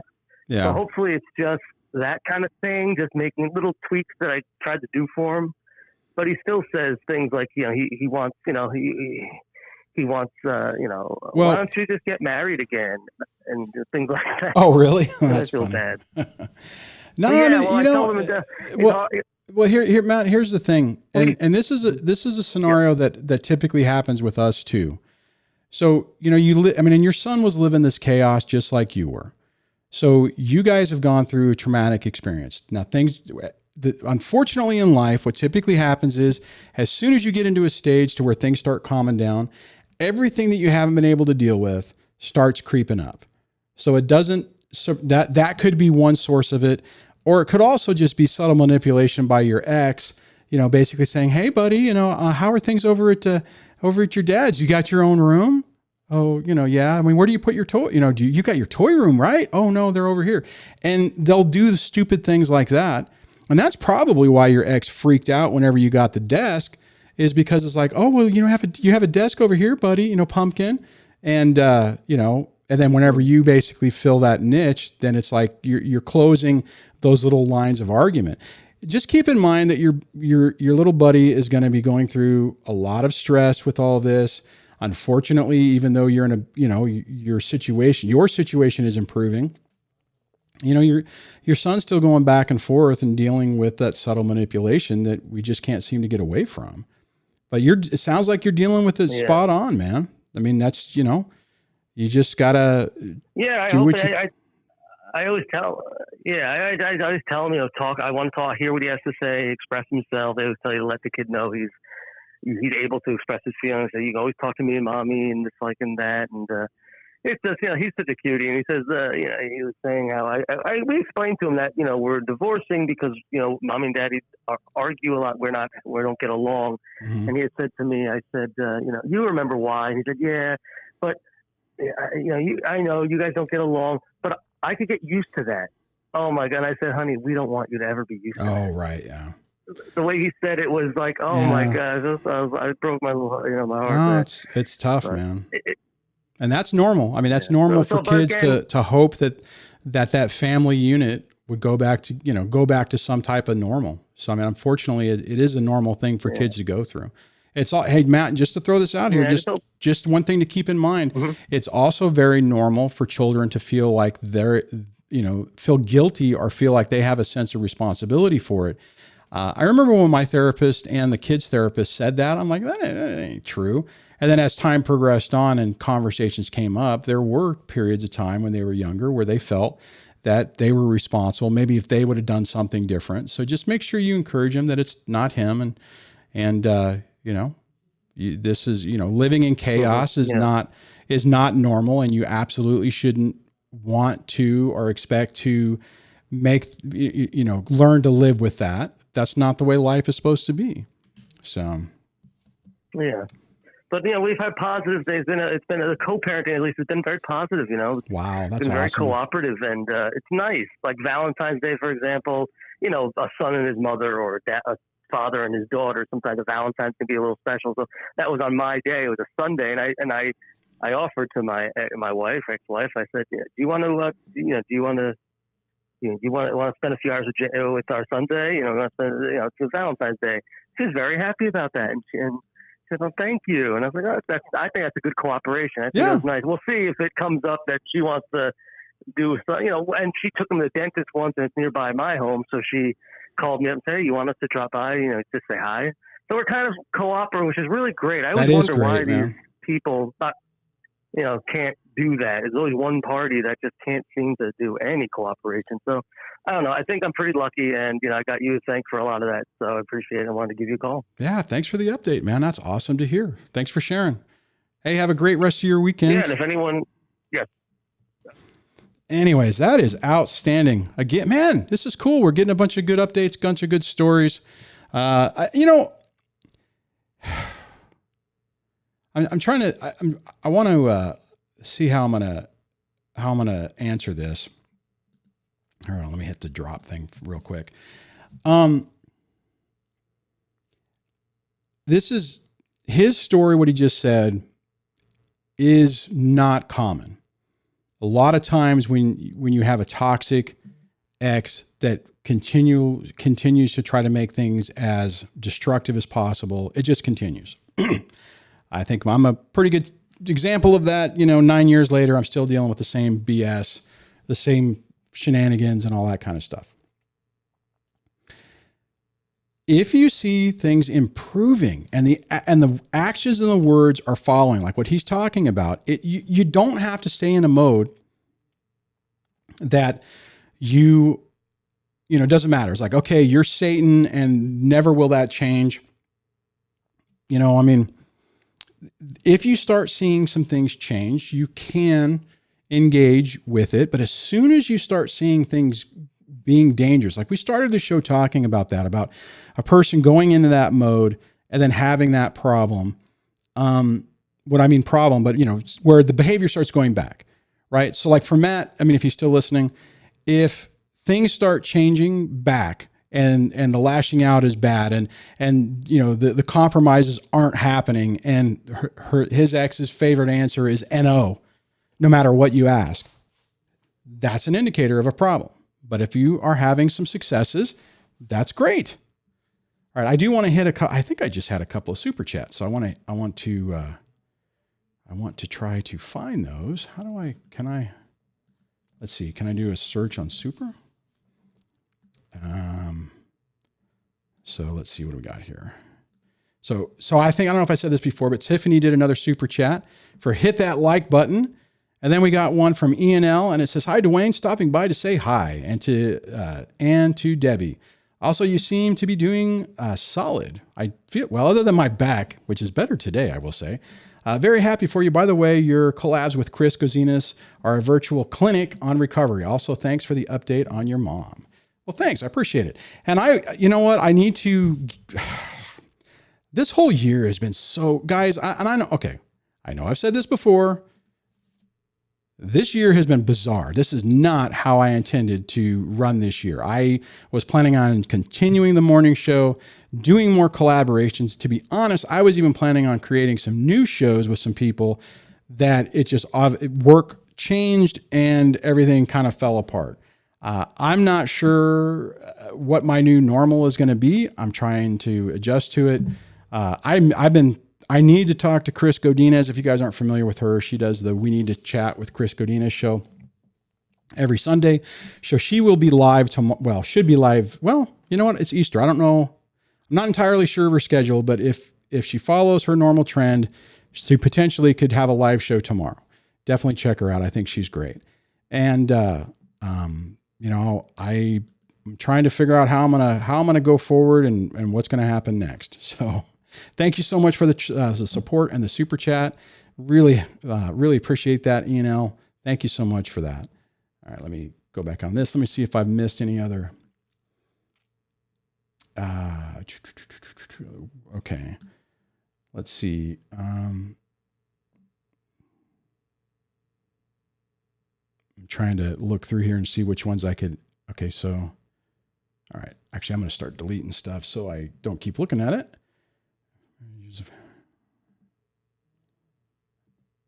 Okay, let's see. Maconia was wanted me to re-mention the Dizzy interview.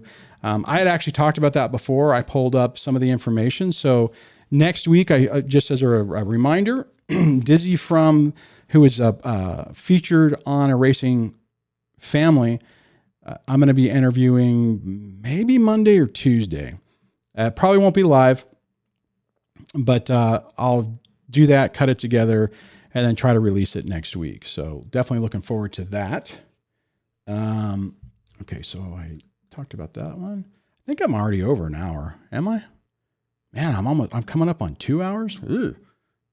Let's see here. Okay, so I talked about that one. So Alex had also had a question, which I don't know. Let me see if I can find this. Alex.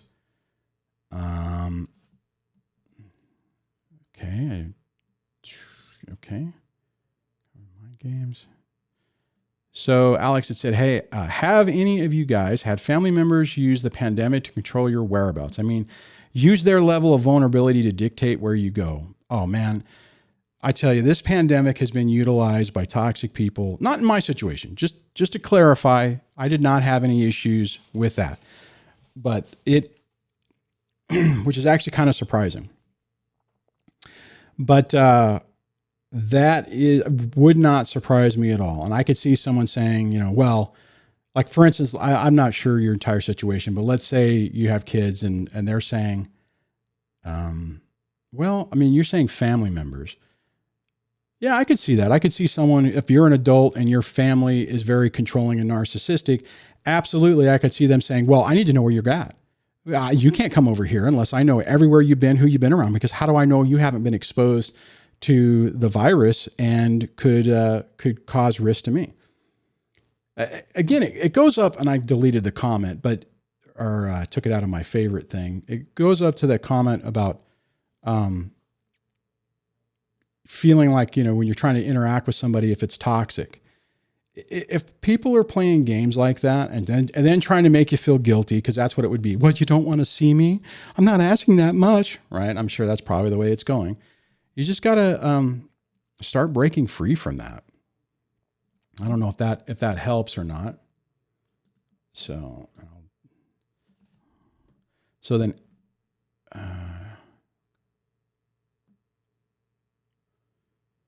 okay, so let me see if I can find this one. Robert. Oh, cool. You only made one comment, so it makes it easier. So Robert asked, is there a way to stop the narcissist from always causing issues? Because going through the courts is costly, and is the court ever going to help? Excuse me. Okay. Great question, Robert. Very difficult situation. I'm sorry you're going through this, man. But so here's the deal. Typically, a narcissistic person is going to follow the same patterns of behavior that they always do. And early on, you might not recognize the pattern when you were living with them because they had more of a vested interest to put on a good show for you. So how do you stop them? First thing is that they're doing stuff that you can document and use the court system to help you. Potentially that can help you. The problem is, and this goes into the second part about this, is you have to choose your battles and be very careful about what you decide to go back to court on. You need to make sure that you have a nuclear bomb, enough information to really facilitate a problem. Okay, so let's say you're dealing with a covert narcissistic person who doesn't make too many mistakes. They make mistakes, but they're able to hide it, and they're able to play the game, and it makes it really tough for anyone to see what's really going on. In that scenario, you have to be really careful about using the courts, because if you go to court and you are not successful, and your narcissistic ex wins, or even if you don't have even if it's like not a crushing victory, it's just a minor victory, but they don't feel like it's, like they really got burned on it, then you basically created a situation where this person feels emboldened and empowered by the system, and they will relish that experience. And I just want to clarify. I mean, I just said something, but let me just say it a little differently. If you go to court and they don't get torpedoed significantly to where they're like, holy crap, that pan was hot, using the hot pan on a stove scenario, you're in a situation to where if they don't have that experience and they know that they've dragged you through the mud and maybe you even won, but it wasn't significant enough to where they feel pain as a result of it, you could have just filled up their narcissistic tank, their narcissistic supply tank with supply, just because they were able to get you to engage in this nightmare, and they were able to just poke you in the eye and continue that crap going on. Okay. So what do you do in the situation where that's, you don't have that crushing victory? You set up the boundaries to where you minimize the effect they have on you. Okay. And you're like, well, how do you do that? That looks like, for instance, I'll use an example. This is kind of a stupid one, but just maybe follow me. Maybe you have to let me know in the comments if this makes sense. Before we went week on, week off, which happened as a result of this pandemic, I had the Monday and Tuesday was with mom. Every Wednesday and Thursday was with me, dad. And then we swapped weekends. So it was 2-2, and then the weekend swapped. Mom always got Monday and Tuesday. I always got Wednesday and Thursday. And the transition time was after school or during the summer. It was at 6 o'clock. What normally happens around 6 o'clock? That would be dinner time. So I would sit here and I would make dinner. The kids would walk in the door and I'm like, dinner is served. I have a little memory card thing in my hand. And they would be like, oh, we just ate. I'm like, oh, all right. So, basically save everything for later. Next time they walk in the door, we're starving. And I didn't make anything. And it's like, crap.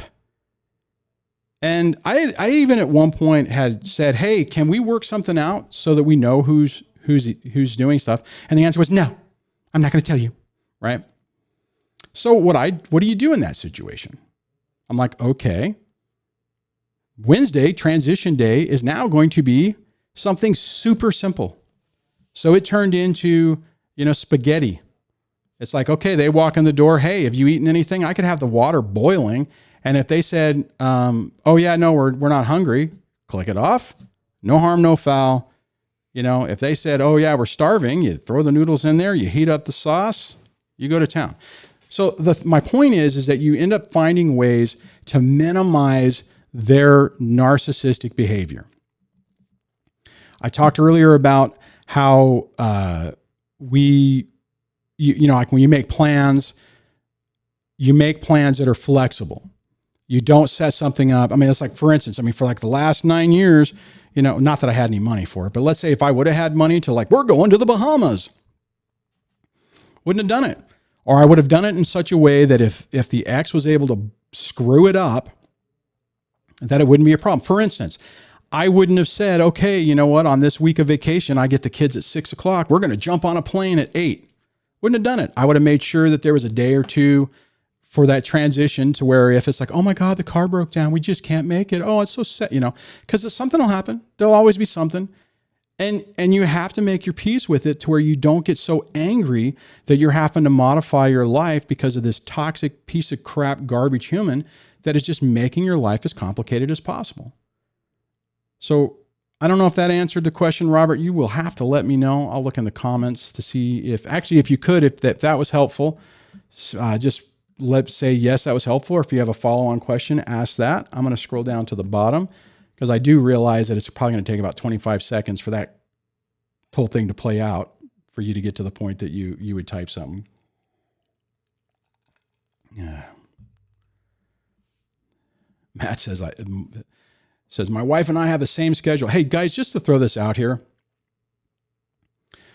if at all possible, don't do the Monday, Tuesday, Wednesday, Thursday. Try to do week on, week off. It is so rough to have that little time. And if you're dealing with a toxic ex, I have videos about Groundhog Days where Groundhog Day for me was every Wednesday. Every Wednesday, those kids would walk through the door right behind the camera, and it would be a complete reset. Whatever we had happen in the past was gone, and it was like starting over, and it was emotionally draining. And to be perfectly honest, there were times where on those short Wednesdays where it was just Wednesday and Thursday and Friday, and then Friday they'd go to school, or Friday they would go back to their mom, I would just be like, okay, just keep everyone alive. Don't burn the house down. And just muscle through these days.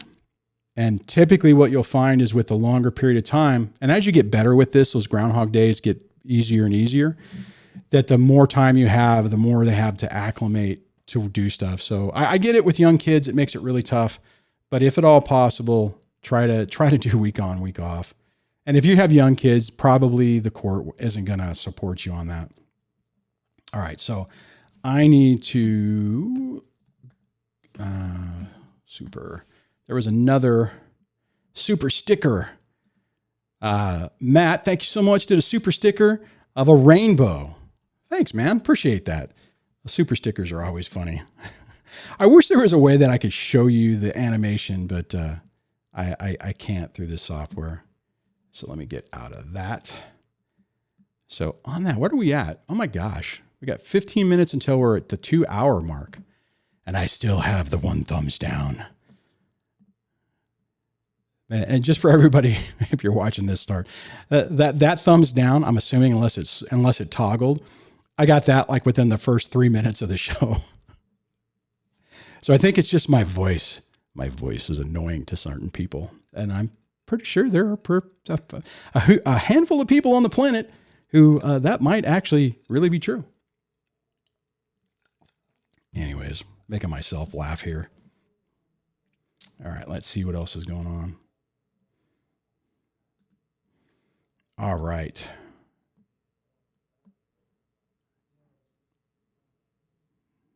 Oh, you know what? I'm going to just...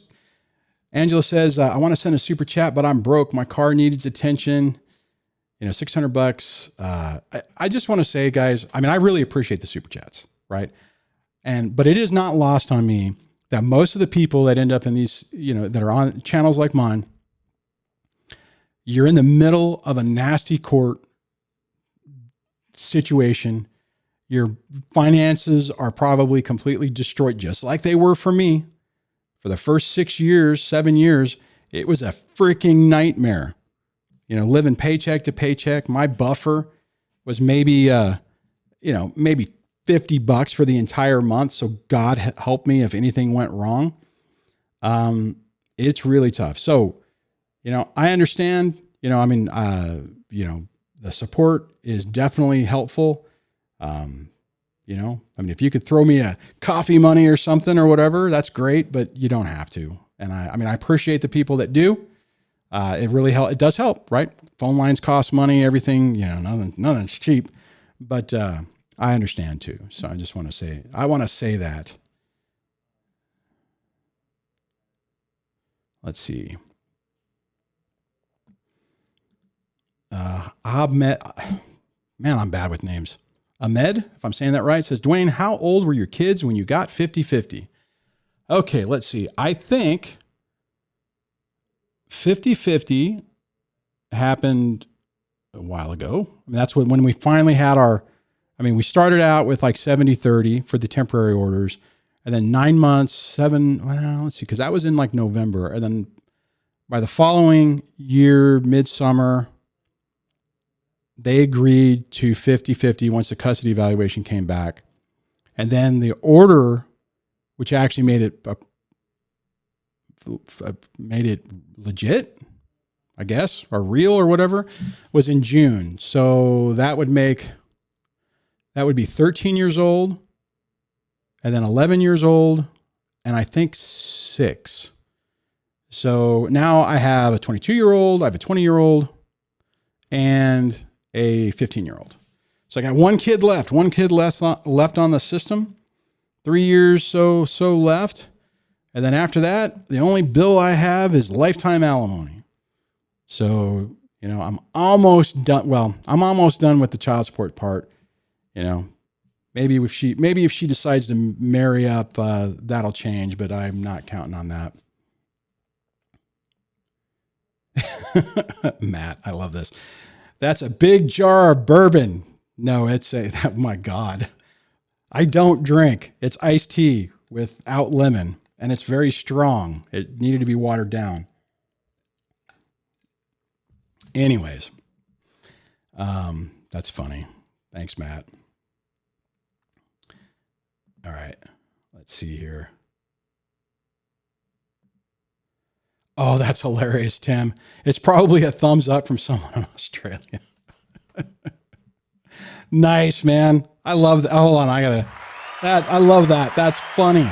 Thank you so much. That's good. Wow, I love that. Anyways, all right, guys, what are we at? Let me see. Do I have any other questions?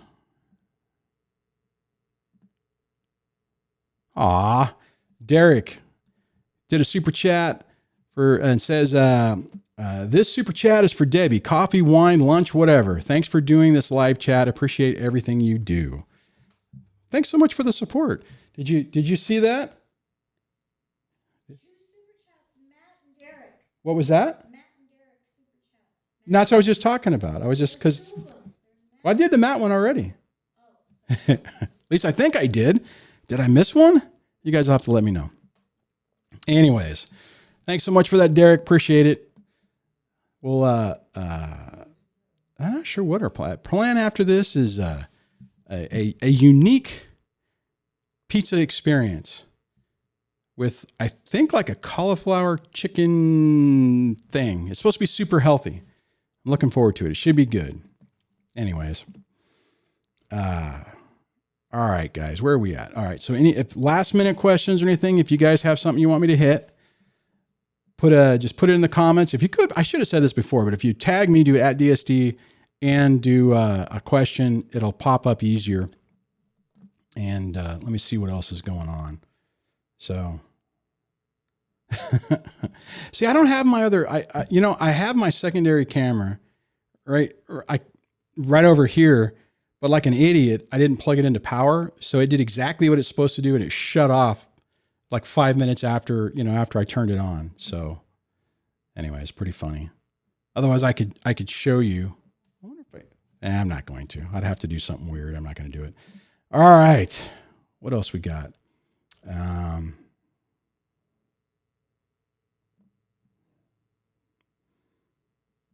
Let's see. Let me double check and see if the moderator Debbie has. Oh yeah, you know what? I guess I could hit this one. AK. Let me see if I can find this. Probably earlier. This is funny. Duane the Gray Rock Johnson. Love that. That's pretty funny. I like it. Okay. But the question is Duane, what do you think about the Brad Pitt and Angelina Jolie situation? I'm not sure what the current status is, but that was pretty nasty. I don't really do a lot about the celebrity stuff. I mean, I did do a little bit with Johnny Depp and Amber Heard. I've done a couple of collaborations. I've been on some other channels just to offer my thought on that train wreck of a situation. But the Brad Pitt and Angelina Jolie situation was horrible. It was like, you're not seeing my kids. Visitation was being messed with. I mean, it was just, and the part of the problem is you had, okay, to be honest, I am going to be more sympathetic towards dads just because I know what I went through. Now Brad Pitt has admitted that he had a drinking problem and he had some issues that were going on. And, so, in that scenario was his ex protecting the kids because of that? Was his ex punishing him because of that, or because of whatever he did? It's really hard to say. But it played out nasty in the courts, nasty in the press. And it's really weird because, at least outwardly, Brad Pitt generally comes across like a very calm person. So I don't know. What do I think about it? I think it's a high level example of the nightmare most of us end up living. And the only benefit that someone of his caliber has is it's so far out in the public that it draws a lot more attention to it. Whereas, how many people know about our stories? How many people, you basically, it's just whoever the flying monkeys are, whoever's in that sphere of influence, and that's it. And if you are effectively smeared, the likelihood that your reputation survives that is low, and it makes it really tough. So I don't know if that really answers your question, AK. Maybe at some point that could potentially, I don't know, man. I'll say maybe some point that could be a potential topic for a video.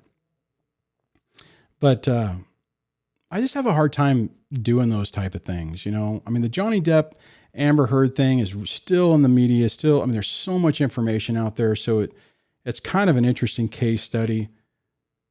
Probably mainly just because it appears, I haven't looked at it recently, but it appears that Amber's lies just keep getting exposed.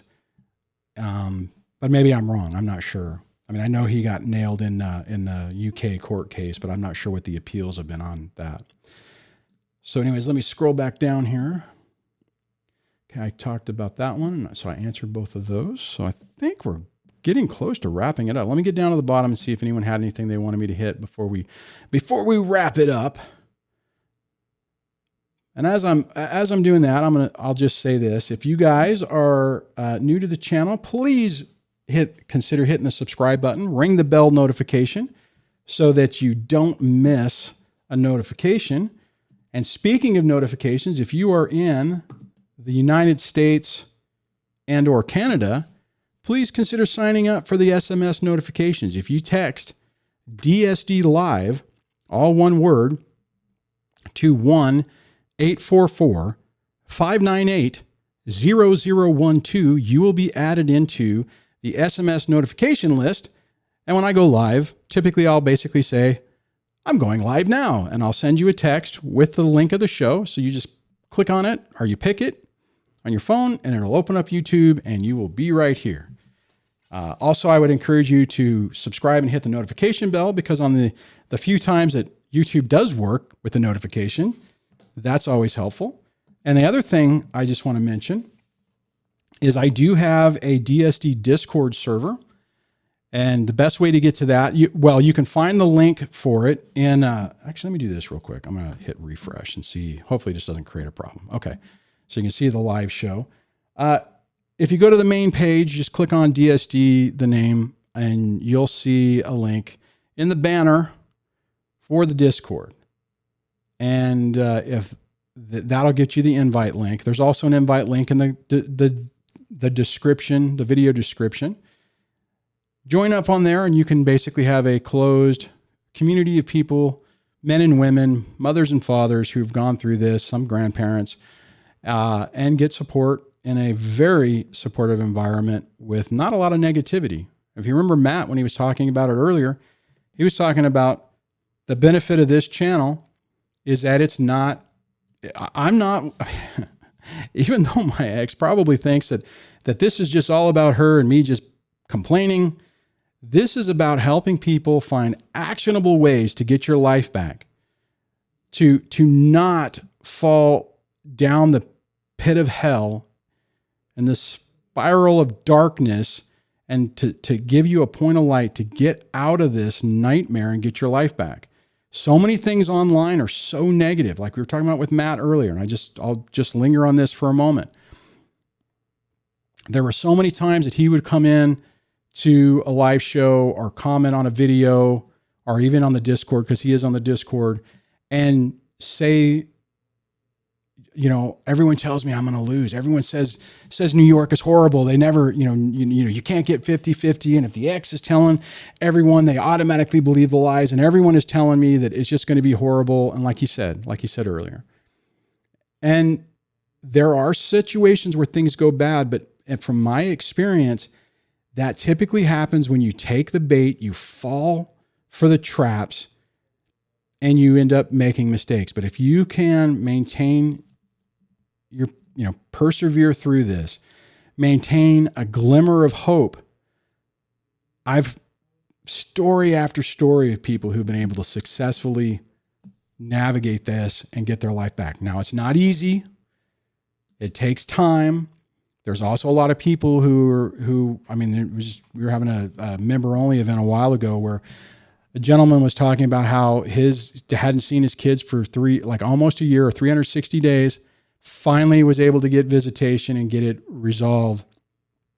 And it's just the most gut-wrenching, heartbreaking situation that you can go through. And the purpose of this channel is to help you know and have that little glimmer of hope that things can get better, and it's just not going to be one catastrophe after the other. Doesn't mean it's going to be easy, but that's the whole point. All right. All right, guys, I think that is now I got to remember how to do this. I think that does it. So let me do this. That did not work the way I anticipated. Oh, geez, that's funny. Okay. I was going to show you a list of the channel members, but I forgot I locked everything, and it goes to this camera that's off on that, guys. So thank you so much for the channel members. That is another way to support the channel. If you're on YouTube and you scroll down, you'll see become a member. I have a bunch of different tiers, whatever you can afford. That helps keep the lights on as well. Guys, take care of yourself. I hope you have a great rest of your weekend. If you celebrate Easter, I hope that you have a nice one. If you're alienated from your kids or you're not able to see them, try to do something that gives you a little bit of peace and joy in your life. And don't let the ex destroy the idea that you can have a good life after all this. All right, guys, take care.